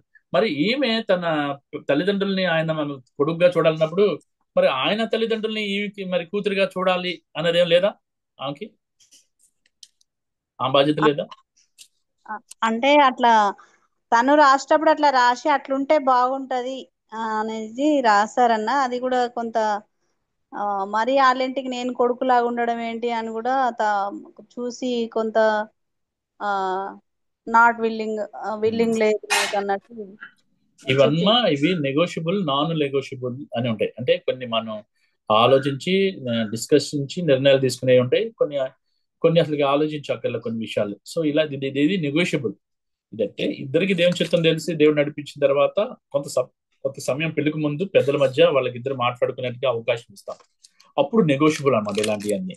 మరి నేను నా తల్లిదండ్రులు నువ్వు కొడుకుగా చూడాలి అని అనుకుంటున్నానంటే అప్పుడు ఆయన కూడా అంటాడు, నా తల్లిదండ్రులను నువ్వు పూర్తి కుమార్తెగా కూడా అలా ఫీల్ అయి చూడాలి, ఇది నేను ఎదురు చూస్తే నా కన్సర్న్ ఇది, నా డిజైర్ ఇది అని ఆయన చెప్పుకుంటాడు. సో ఇవన్నీ నెగోషియబుల్ తల్లి. ఇది అది పేపర్లో పెట్టినంత మాత్రాన్ని ఇది నాటే కాన్స్టిట్యూషన్ లో ఇలాగ రాసేసి అది ఆ అబ్బాయిలో మనసులోంచి రావాలి, కానీ నువ్వు రాసిన మాత్రం రావడానికి ఎలా ఉంటుంది? తన పెళ్ళినా మారవచ్చు, చూడకపోవచ్చు, అప్పుడేం చేస్తావు? ఇవన్నీ చెప్తున్నాను. చాలా మంది అబ్బాయిలు ఆధ్యాత్మికంగా బాగుండాలన్నా, రిజర్వేషన్స్ ఏమి ఉండకూడదన్నా, ఆయన నన్ను పోషించాలి, సంరక్షించాలన్నా, ఆయన ఉద్యోగం చేస్తూ as a husband, head of the ఫ్యామిలీగా చక్కగా సంఘంలో చక్కగా అలా ఎవరు నిన్ను అడుగుతున్నట్టు నేను చూడాలి. కొంతమంది ఉన్నారు వాళ్ళకి రీజన్ గా బిలీవరే చేసుకోవాలి, అది దేవుని చిత్రంలో వ్యక్తిని చూడాలి అని చెప్తూనే చాలా కింద హిడెన్ ఎజెండాలు పెడతారు తెలియదు, మాకు చెప్పడం ముందు. ఏదైనా సరే మేము వాళ్ళు చెప్పారు కదా అని పర్ఫార్మెన్స్ ఇది వద్దంటారు, అది వద్దంటారు, ఇది వద్దంటారు, ఎన్నో ఇసుకించారు మమ్మల్ని. అసలు ఏంటబ్బా, అసలు మీకు ఏం కావాలంటే దాని అప్పుడు బయటపడతారు. అబ్బాయి మా క్యాస్ట్ అయి ఉండాలి, తర్వాత అందంగా ఉండాలి, హైట్ ఉండాలి, హైదరాబాద్ లోనే పనిచేయాలి, ఇలా చాలా కోరికలు బయటపడతా ఉంటారు. పెళ్ళైనాక నేను అబ్బాయి దగ్గరికి వెళ్ళను, అబ్బాయి అమ్మ దగ్గరికి రావాలి, ఇది ఎక్కడ యాటిట్యూడ్? ఒకవేళ మంచి గవర్నమెంట్ జాబ్ అయి ఉంటే అమ్మాయిది, అబ్బాయిది ప్రైవేట్ జాబ్ అయితే అది నాన్ ట్రాన్స్ఫరబుల్ అయితే రావచ్చు, అబ్బాయి కూడా ఏదైనా జాబ్ చూసుకుంటూ చేసుకోవచ్చు, అలా ఉన్నారు. కానీ ఇవన్నీ కూడా చాలా సార్లు ఎలా ఉంటాయంటే హాస్యాస్పదంగా ఉంటాయి నవ్వడానికి ఇలాగా. సో ఇవన్నీ నెగోషియబుల్లా నాన్ నెగోషియబుల్లా అనేది మనం ఆలోచించుకుని చేయాలి. అలాంటి వాళ్ళకి చాలా లేట్ అవుద్ది, అలాంటి వాళ్ళు రారు, వచ్చిన వీళ్ళకి అనుకున్నట్టు అనుకూలంగా ఎవరు జీవించరు. దేవుడు నిర్ణయించినటువంటి వివాహాలు అవి ఎంతగానో పటిష్టంగా ఉంటాయి. ఒకవేళ బద్దలవడానికి ఉన్నా దేవుడు వాటిని బాగు చేస్తాడు, అంతే తప్ప అవన్నీ అసలు యాక్చువల్గా అల్టిమేట్ గా దేవునికి ఇష్టమా లేదా వివాహం, దేవుడు అనుమతిస్తున్నాడా ఆమోదిస్తున్నాడా లేదా అనేది అది ముఖ్యం. దేవుడు వాక్యానుసారంగా చెప్తున్నాడా లేదా ముఖ్యం, విశ్వాసం ద్వారా చెప్తున్నాడా లేదా ముఖ్యం, ఇన్నర్ పీస్ ద్వారా ఉందా లేదా ముఖ్యం, పరిస్థితులు గుండా దేవుడు మాట్లాడుతున్నాడా ముఖ్యం. ఇవన్నీ వదిలేసి అలాంటప్పుడు నువ్వు ఎవరిని పడ్డాను చేసుకో, విశ్వాస కాదు. చాలా మంది అలా ఉంటారు, విశ్వాసగా పేర్లు పెట్టుకుని. వాళ్ళు విశ్వాసులు కాదు, పిశాచులు వాళ్ళు, పేర్లు మరి క్రైస్తవులే. అలాంటి వాళ్ళు దొరుకుతారు వీళ్ళకి. ఇలాంటి వాళ్ళకి దొరికి రేపొద్దున హెరాస్ చేస్తారు. మరీ గౌరవం అది. ఇంకా 1, 2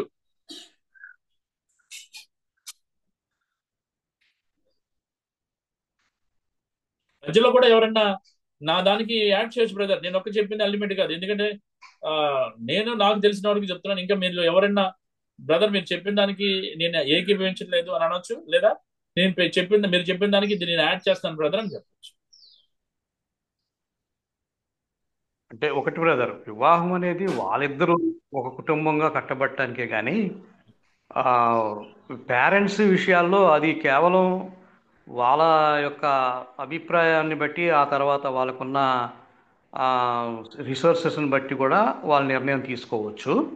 దేవుని వాక్యం చాలా స్పష్టంగా సెలవిచ్చేది ఏంటంటే, తన తండ్రిని తల్లిని విడిచి తన భార్యను హత్తుకొని అని అన్నారు. సో ఇది వివాహ వ్యవస్థలో చాలా ప్రాముఖ్యమైనది. అసలు వాళ్ళ పేరెంట్స్ కనుకుంటే ఇంకా వాళ్ళకు మధ్యవర్తిత్వం ఉండడం ద్వారా చాలా కుటుంబాలు ఫెయిల్ అయిపోయిన పరిస్థితులు మన సొసైటీలో చూస్తూ ఉంటాం. కాబట్టి పేరెంట్స్ని చూడాలి లేదా మా ఇంట్లోనే ఉండాలి అనే దానికి ఒక రకంగా చెప్పాలంటే అది కరెక్ట్ కాదేమో. దయాదాక్షిణ్యాల మీద భవిష్యత్తులో వాళ్ళకు ఉన్నటువంటి అభిప్రాయాలను బట్టి మాత్రమే అవి ఉంటాయి తప్ప ఆ వివాహంలో ప్రధానంగా పేరెంట్స్ని చూడాలి, మా దగ్గరే ఉండాలి అనేది ప్రధానమైనది కాదని నేను అనుకుంటున్నానండి. ప్రధానమైనది కాదని కొన్ని ఎగ్జామ్షన్స్ ఉంటాయి కదా. తండ్రి చనిపోయి తల్లి ఒక్కతే ఉంది, ఎవరు చూడలేదు. ఆ అమ్మాయిని ఒకళ్ళ సొంత ఊర్లో ఇల్లుండి ఎవరినన్ను పెట్టుకుని ఎవరు చూపించుకోండి, అక్కడ ఊరు వదిలిరారు, అది ఉంది. కానీ మరి ఇంకా కొడుకే కదా, సో కొడుకు దగ్గర ఉండాలి, కానీ కొడుకు యొక్క సంరక్షణలో పెరుగుతూ ఉండాలి తప్ప కొడుకు మీద డామినేట్ చేయకూడదు. అలాగే భార్య సైడ్ కూడా, భార్య ఆమెను పెంచి పోషించి చదివించి వివాహం చేసినప్పుడు ఎవరు లేరు, వాళ్ళ అక్కలు తమ్ముళ్ళు అన్నలు ఎవరు లేకపోవచ్చు, తండ్రియో తల్లి ఉండవచ్చు. అలాంటప్పుడు మరి ఎగ్జామ్షన్ మన అలా వదిలేసి లేకపోతే వృద్ధులాశయం పంపించడం అనేది మంచిది కాదు ఇది ఉండగా. సో అప్పుడు ఎగ్జామ్షన్. నాకు రీసెంట్ గా బెంగళూరు వెళ్ళిన ఒక తమ్ముడు, నా బాగా తెలిసిన వివాహం అయింది ఇద్దరికి అప్పటికి పిల్లలు, ఇంకొక ప్రెగ్నెంట్ అమ్మాయి. వాళ్ళ ఇంట్లో ఉమ్మడి కుటుంబం, అబ్బాయి తరపున అందరూ అక్కడే ఉంటారు, వాళ్ళ తమ్ముడు వాళ్ళ అమ్మ నాన్న ఇంట్లో. ఈ చిన్న పిల్లలిద్దరికి వాళ్ళ పిల్లలకి వాళ్ళు ఎంతగానో సహాయ సహకారంగా ఉన్నారు. తర్వాత తను చెప్పేదంటే, అన్న నా ముందే ఉన్నారు, వాళ్ళు హైందూ కుటుంబం నుంచి వచ్చారు, ఇప్పుడు మా ఇంట్లో అందరూ ప్రభు నమ్ముకున్నారు, మా ఇల్లు ఒక ఓపెన్ హోమ్, ఎవరైనా వస్తే అన్ని వండి పెడతారు నా తల్లిదండ్రులు. తర్వాత నా తమ్ముడికి పెళ్లి చేస్తే అతను వేరే కుటుంబానికి వెళ్ళిపోతాడు. నా తల్లిదండ్రులు ఇంకా వేరే లేదు, ఇక్కడే ఉన్నారు, ఇక్కడ రావడం వల్ల కుటుంబంలో ప్రభు నమ్ముకున్నారు, చక్కగా ఉన్నారు. తర్వాత వాళ్ళ భార్యకి ఇష్టమే వాళ్ళ తల్లిదండ్రులు, ఎందుకంటే ఇప్పుడు వాళ్ళ అమ్మ నాన్నగారు వాళ్ళ ఊర్లో ఉంటారు, అమ్మాయి వాళ్ళ అమ్మ నాన్నగారు, వాళ్ళు ఎప్పుడో వచ్చి చుట్ట చూపులు చూసి వెళ్ళిపోతారు. కానీ ఎప్పుడు వీళ్ళిద్దరు పిల్లల్ని చూస్తే అమ్మాయి కూడా ఉద్యోగం చేస్తా ఉంది, అబ్బాయి కూడా ఉద్యోగం చేస్తా ఉన్నాడు. మరి అసలు ఈ అమ్మాయిని ఎవరు చూస్తారు, అలా తల్లి వచ్చి చూడడం, చుట్ట చూపు కూర్చెళ్ళే వాళ్ళు. ఒక పనమ్మాయిని పెడితే పొద్దున సాయంత్రం చూస్తుంది, అసలు చూస్తుందో తెలియదు. అలాంటప్పుడు మరి ఇంట్లో ఒక బలం వాళ్ళు, అంటే ఎంతవరకు బలం ఎక్సెప్షన్ అంటే వీళ్ళ కుటుంబంలో జోక్యం చేసుకున్నంత వరకు అసలు కుటుంబంలో జోక్యం చేసుకోరు. అలాగ ఉంది ఒక కుటుంబం, ఇంకో కుటుంబం ఉంది, వాళ్ళు ఇంకా ఫుల్ జోక్యం. ఎంత జోక్యం అంటే విడాకులు తీసుకునేంత వరకు జోక్యం. వాళ్ళంతటా వాళ్ళే వాళ్ళ కుటుంబ కూతురు కొడుకు కుటుంబాలని నాశనం చేసుకుంటున్నారు. సో దానికి కొన్ని ఎక్సెప్షన్స్ ఉన్నాయి, అంతేగాని తల్లిదండ్రులు ఉండగా పిల్లలు ఉండగా తండ్రిని తీసుకెళ్ళి అనాథ స్థలంలో పెట్టడం, తండ్రిని తీసుకెళ్ళి అనాథల స్థలంలో పెట్టడం అనేది అది మంచిది కాదు. అది బ్రదర్ నా ఉద్దేశం. కానీ Very వాళ్ళు nice. జోక్యం చేసుకోకూడదు తల్లిదండ్రులు. కరెక్ట్. అంటే ఇవన్నీ కూడా వాళ్ళ యొక్క కేవలం వాళ్ళ యొక్క మంచి ప్రేమ ఆప్యాయతల మీద Yes. కన్సర్న్స్ మీద ఆధారపడి ఉంటుంది.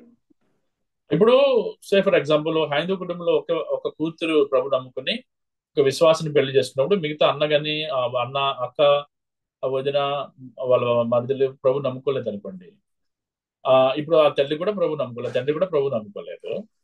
వీరి బాధ్యత ఏంటి అంటే వాళ్ళు సరిగ్గా చూడరు వాళ్ళ తల్లిదండ్రుల్ని, యేసు ప్రభు నమ్ముకునేటువంటి వాళ్ళ కుటుంబ సభ్యులు. ఇప్పుడు ప్రేమ కలిగి యేసు ప్రభుని ప్రేమించినట్లు ఇతరులను ప్రేమించాలనేటువంటి ఉద్దేశంతో ఈ కుటుంబం ఐక్యపడుతున్నప్పుడు ఈ ప్రభు నమ్ముకున్న కుటుంబమే ఎవరి తల్లిదండ్రులైనా ఆదరించాలి, వాళ్ళ ఇంట్లో చేర్చుకోవాలి. అలా తెలిసిన కుటుంబం ఉంటుంది. తండ్రి చనిపోయాడు, ఆ అమ్మాయికి తల్లి ఉంది, అన్న వదిలిలు అక్కలు బావాలు అలా ఉంది, వాళ్ళు ఎవరు పట్టించుకోవట్లేదు సరిగ్గా. వీళ్ళిద్దరు మాట్లాడుకుని మరి నా అమ్మని తెచ్చుకుని మన ఇంట్లో పెట్టుకుందామా, మరి నాన్నగారు చనిపోయారంటే తప్పకుండా అని భర్త కోఆపరేట్ చేశాడు.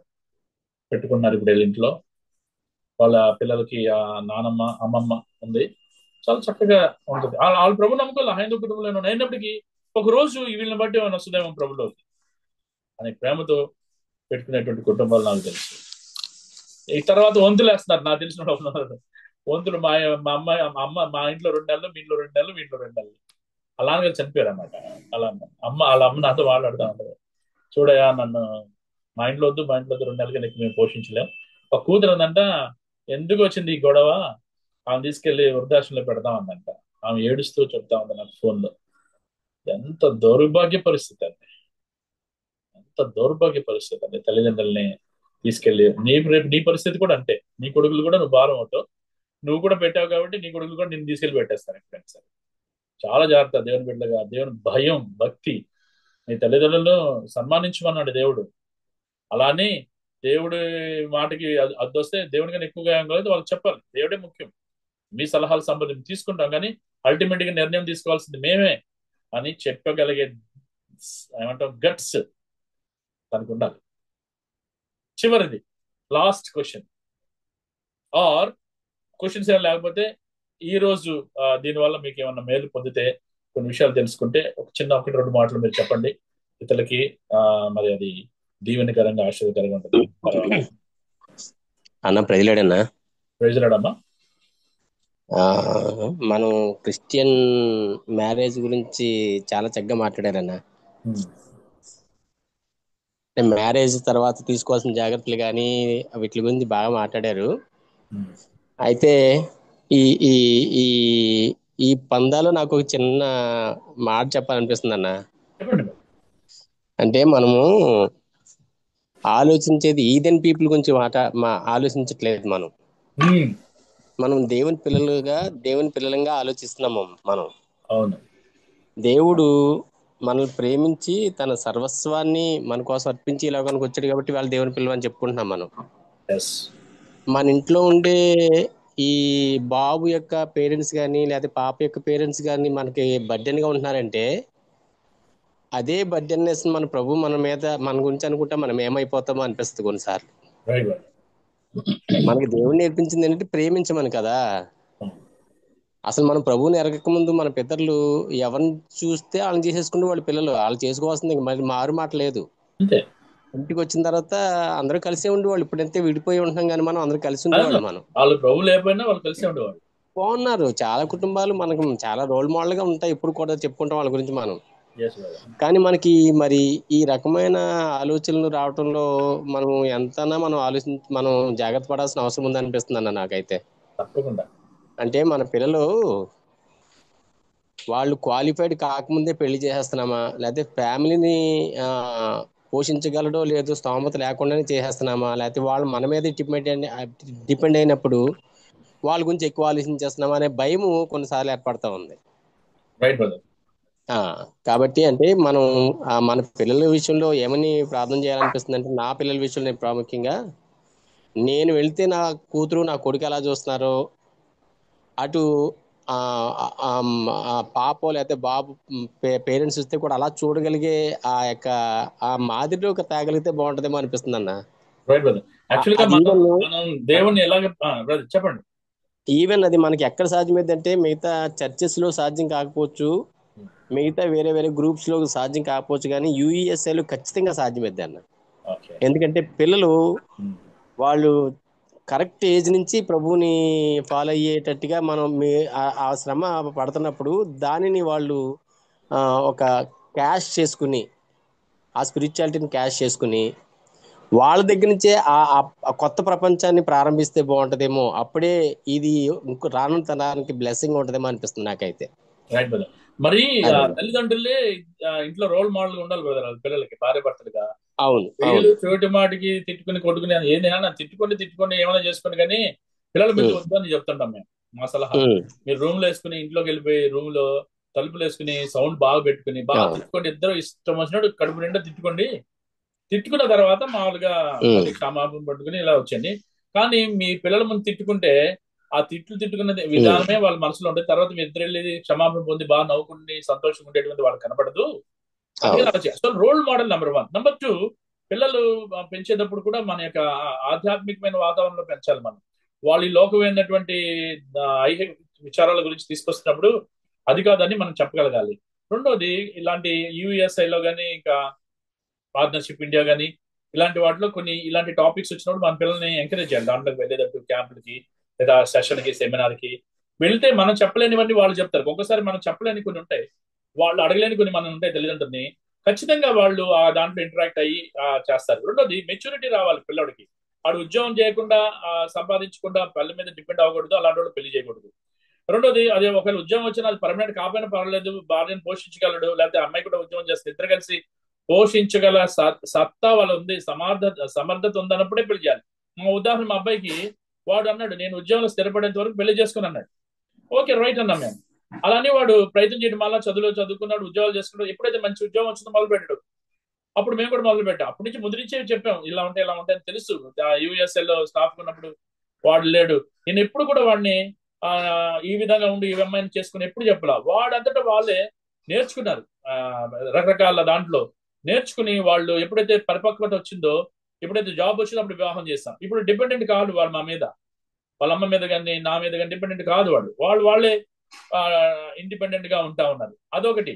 రెండోది, చదువుతున్నప్పుడు ఎప్పుడు కూడా వివాహం చేయకూడదు. చదువు మధ్యలో వాళ్ళకి చదువు కాన్సన్ట్రేషన్ పోతే అటు చదువు పోద్ది. మూడోది, వాళ్ళ కోసం అనేది కొంత సేవ్ చేయాల్సిన బాధ్యత తల్లిదండ్రులది ఉంది. పొట్టి చేతులతో పంపించకూడదు ఎప్పుడు ఎవరిని. మా అబ్బాయికి ఏం లేదంటే అని చెప్పకూడదు. మా అమ్మాయికి ఏం లేదంటే ఎవరైనా విశ్వాసులు కట్నం తీసుకోవట్లేదు కదా వాళ్ళకి అప్పచెప్పేద్దాం అంటే అది ఎంత మంచి మాట కాదు అది. నీ వివాహం నీ కూతురు కోసం నువ్వు ఆలోచించినప్పుడు చిన్నప్పటి నుంచే కొంత సేవింగ్ అనేది ఉండాలి. పెళ్లికి కట్నం తీసుకుపోయినా నీ అల్లుడు ఖర్చులు ఉంటాయి, తర్వాత మీ బట్టలు కొట్టుకోవాలి ఉంటాయి, మీ భోజనాలు ఉంటాయి, మీ అన్ని ఉంటాయి. అవన్నీ చూడలేనటువంటి పరిస్థితుల్లో మీరు వివాహం చేయకూడదు. అప్పులు చేసి అంతకన్నా చేయకూడదు. ఏదో లోన్ తీసుకుని హ్యాండ్ లోన్ ఏదైనా బ్యాంక్ లో తీసుకుని తర్వాత తీసుకోవచ్చు, కానీ కొంచెం అప్పులతో ఒప్పందం చేయకూడదు పెళ్లిలో. తర్వాత ఉద్యోగం లేకుండా వాడిని పెళ్లి చేయకూడదు.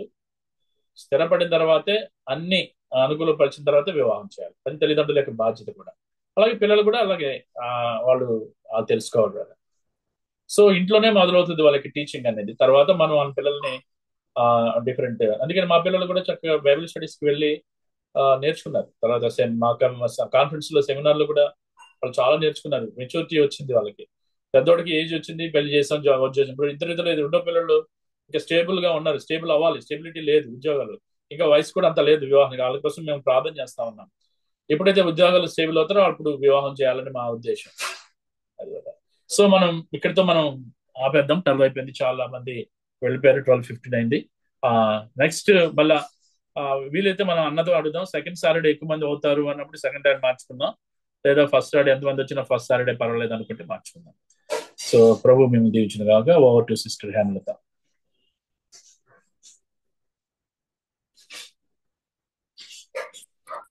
ఓకే అన్న, థ్యాంక్ యూ అన్న. చాలా ప్రశ్నలకు మీరు ఆన్సర్స్ ఇచ్చారన్న. చాలా మంది డౌట్స్ క్లియర్ అయినాయి అన్న. చాలా థ్యాంక్ యూ అన్న. సో ఈ సమయంలో మన మధ్యలో బ్రదర్ విలియం కేరీ గారు ఉన్నారు. ఓట్ ఆఫ్ థ్యాంక్స్ చెప్తారు. Okay sister, thank you. ముందుగా పార్ట్నర్షిప్ ఇండియా పరిచర్యకు అదేవిధంగా పార్ట్నర్షిప్ ఇండియా వ్యవస్థాపకులకు థ్యాంక్స్ తెలియజేస్తా ఉన్నాను. ఎందుకంటే ఇటువంటి ప్లాట్ఫామ్ని మనందరికీ అనుగ్రహించినందుకు థ్యాంక్స్. అలాగే దేవునికి ప్రత్యేకమైన థ్యాంక్స్ తెలియజేస్తున్న వారికి ఇటువంటి ఆలోచన ఇచ్చి ఇలాంటి అన్న వాళ్ళను ఎక్స్పీరియన్స్డ్ అన్న వాళ్ళను స్పీకర్స్గా సెలెక్ట్ చేసి చక్కగా వాళ్ళని ఎక్విప్ చేసి దేవునిలో వాడుకోవడానికి తన కృపలో అనుగ్రహించినటువంటి దేవునికి ప్రత్యేకంగా వందనాలు తెలియజేస్తా ఉన్నాను. ఈరోజు చైర్పర్సన్గా ఉన్నటువంటి సిస్టర్ హేమలత గారికి ఖమ్మం నుంచి వందనాలు దేవుని నామాన్ని బట్టి. అలాగే ఓపెనింగ్ ప్రేయర్ చేసినటువంటి బ్రదర్ యువరాజ్ గారికి రాజమండ్రి నుంచి తనకు కూడా థ్యాంక్స్ తెలియజేస్తా ఉన్నాను. అలాగే సింగింగ్ లీడ్ చేసినటువంటి సిస్టర్ అనితా సుధాకర్ గారికి నిజామాబాద్ నుంచి, అలాగే బ్రదర్ ప్రదీప్ రాజు గూడూరు నుంచి ఉన్నటువంటి బెడ్లకు కూడా థ్యాంక్స్ తెలియజేస్తా ఉన్నాను. అలాగే మెసేజ్ కోసం ప్రేయర్ చేసినటువంటి బ్రదర్ ప్రశాంత్ గారికి నంద్యాల నుంచి థ్యాంక్స్ తెలియజేస్తా ఉన్నాను. చాలా అమూల్యమైనటువంటి మంచి విలువైన విషయాలను ఫ్యామిలీకి అదేవిధంగా మ్యారేజ్కి ప్రిపేర్ అవుతున్న వారికి ఇవ్వాల్సినటువంటి ఇన్స్ట్రక్షన్స్ను, అదేవిధంగా దేవుని మాటలను, దేవుని ఉద్దేశాలను, ఎలా దేవుని చిత్తం తెలుసుకోవాలో ఆ విషయాలను తెలుసుకున్న తర్వాత కుటుంబాలుగా ఎలా జీవించాలి, తర్వాత వాటిని ఎలా కట్టుకోవాలి అనే విషయాలను ప్రశ్నల ద్వారా చిన్న మెసేజ్, అలాగే తర్వాత క్వశ్చన్ అండ్ ఆన్సర్ సెషన్ ద్వారా ఇప్పటి వరకు లీడ్ చేసినటువంటి ప్రభువార్ కుమారన్కి ముంబై నుంచి థ్యాంక్స్ తెలియజేస్తున్నాం అన్న మీకు. అలాగే క్లోజింగ్ ప్రేయర్ బెనడిక్షన్ ఇవ్వబోతున్నటువంటి బ్రదర్ వరప్రసాద్ గారికి తుని నుంచి వారికి కూడా థ్యాంక్స్ తెలియజేస్తా ఉన్నాను. ఈ యొక్క మీటింగ్కి అటెండ్ అయినటువంటి ప్రతి ఒక్కరైనా మీ అందరికి కూడా ప్రభు అయిన నామంలో, యేసు నామంలో వందనాలు తెలియజేస్తూ ఈ నా ఓట్ ఆఫ్ థ్యాంక్స్ ముగిస్తా ఉన్నాను. Thank you everyone. Thank you brother. ఈ సమయంలో మన మధ్యలో వరప్రసాద్ అని ఉన్నారు. అన్న క్లోజింగ్ ప్రేయర్ అని బెనడిక్షన్ ఇస్తారు. ప్రార్థన చేసు.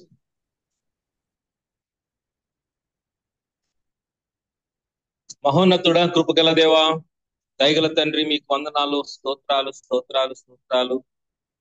పార్ట్నర్షిప్ ఇండియా పరిచర్య పక్షంగా ఈరోజు ఏర్పాటు చేసిన జూమ్ మీటింగ్ బట్టి వందనాలు తెలియజేసుకుంటూ ఉన్నాం దేవా. మరి కార్యక్రమానికి ప్రభా మరి అనేకులు పార్టిసిపెంట్స్ గా వచ్చి ఉన్నారు, విన్నారు.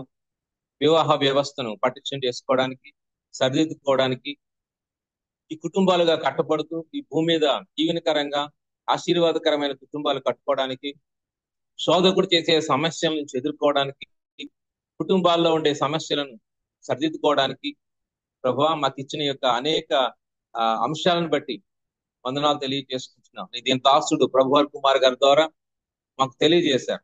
దాన్ని బట్టి వందనాలు తెలియజేసుకుంటూ అనేక మంది అనేక విషయాలు కూడా వారు ప్రభా మరి వారి సలహాలు అడిగారు, డౌట్స్ ఎక్స్ప్రెస్ చేశారు, సమస్యలు ఎక్స్ప్రెస్ చేశారు. వాటి కొరకు ప్రార్థన చేస్తున్నాం దేవా. మరి ఈ భూమి మీద వివాహ వ్యవస్థ అనేటువంటిది నీకు ఇష్టమైనది, నీ ఆలోచన, నీ తలంపు.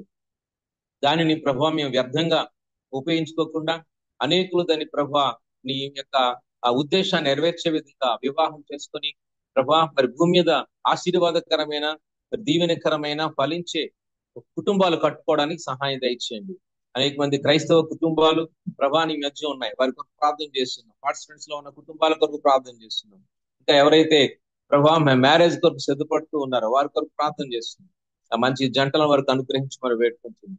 అలాగే తండ్రి, ఈ యొక్క పార్ట్నర్షిప్ ఇండియా పరిచయం ద్వారా ఇటువంటి మరి కార్యక్రమాలు అనేకులకు అందజేయడం ద్వారా అనేకులు ప్రభా ఆత్మీయ ఆనందాన్ని, ఆత్మీయ అభివృద్ధిని కుటుంబాలు కట్టుకుంటుండగా ప్రభాని ఇచ్చే ఈ యొక్క మరి ఆశీర్వాదాలు ప్రత్యేకంగా పార్ట్నర్షిప్ ఇండియా ఉన్న అన్న అక్కను బట్టి వందనాలు తెలియజేసుకుంటూ వారి దర్శనాన్ని మేము కొనసాగిస్తుండగా ప్రభా మీరే తోడుగా ఉండమని ఆ పరిచయం దీవించి ఆశీర్వదించి విస్తరింప చేయమని వేడుకుంటున్నాం. అలాగే ఈ కార్యక్రమాన్ని నడిపించిన మరి ఖమ్మం నుండి ప్రభా చైర్పర్సన్ గా ఉన్న హేమలత గారితో ప్రార్థన చేసి నడిపించిన బిడ్డను దీవించి ఆశీర్వదించండి. అలాగే ప్రభా నాయన యువరాజు గారిని బట్టి వందనాలు ప్రార్థించారు, పాటలు పాడి దాని బట్టి ప్రదీప్ రాజు గారిని బట్టి వందనాలు ప్రార్థించి, ప్రశాంత్ గారిని బట్టి వందనాలు తెలియజేసుకుంటున్నారు. అనేకులు ప్రశ్నలు అడిగారు, వారిని బట్టి స్తోత్రాలు. అలాగే ఈ కార్యక్రమానికి ఓట్ ఆఫ్ థ్యాంక్స్ తెలియజేసిన విలియం కేరీ గారిని బట్టి కూడా వందనాలు తెలియజేస్తున్నాను. ఈ పరిచయలు దీవించి ఆస్వాదించి మరి వచ్చే వారం మరి ఒక కొత్త టాపిక్ తో ప్రభా మీ మధ్య ఉండడానికి ఈ జూమ్ ద్వారా అనేకులు ఇంకా బలపరచుకోవడానికి సహాయం దయచేయమని, ఇప్పుడు వచ్చిన ప్రతి ఒక్కరిని దీవించి ఆస్వాదించమని యేసు నామములో అడుగుతున్నాం తండ్రి, ఆమేన్. మన తండ్రి యొక్క ప్రేమ, కుమారుని యొక్క కృప, పరిశుద్ధాత్మ సన్నిధి, కాపుదల ఇప్పుడు ఎల్లప్పుడు పార్ట్నర్షిప్ ఇండియా పరిచర్యలకు ఈ జూమ్ లో పాల్గొన్న ప్రతి వారికి తోడుకొని ఉండి కుటుంబ వ్యవస్థలో స్థిరత్వం కలిగి నడిపించి రాకడ పర్యంతము గొప్ప కుటుంబంగా తీర్చబడుదురుగాక. ఆమేన్. ఆమేన్.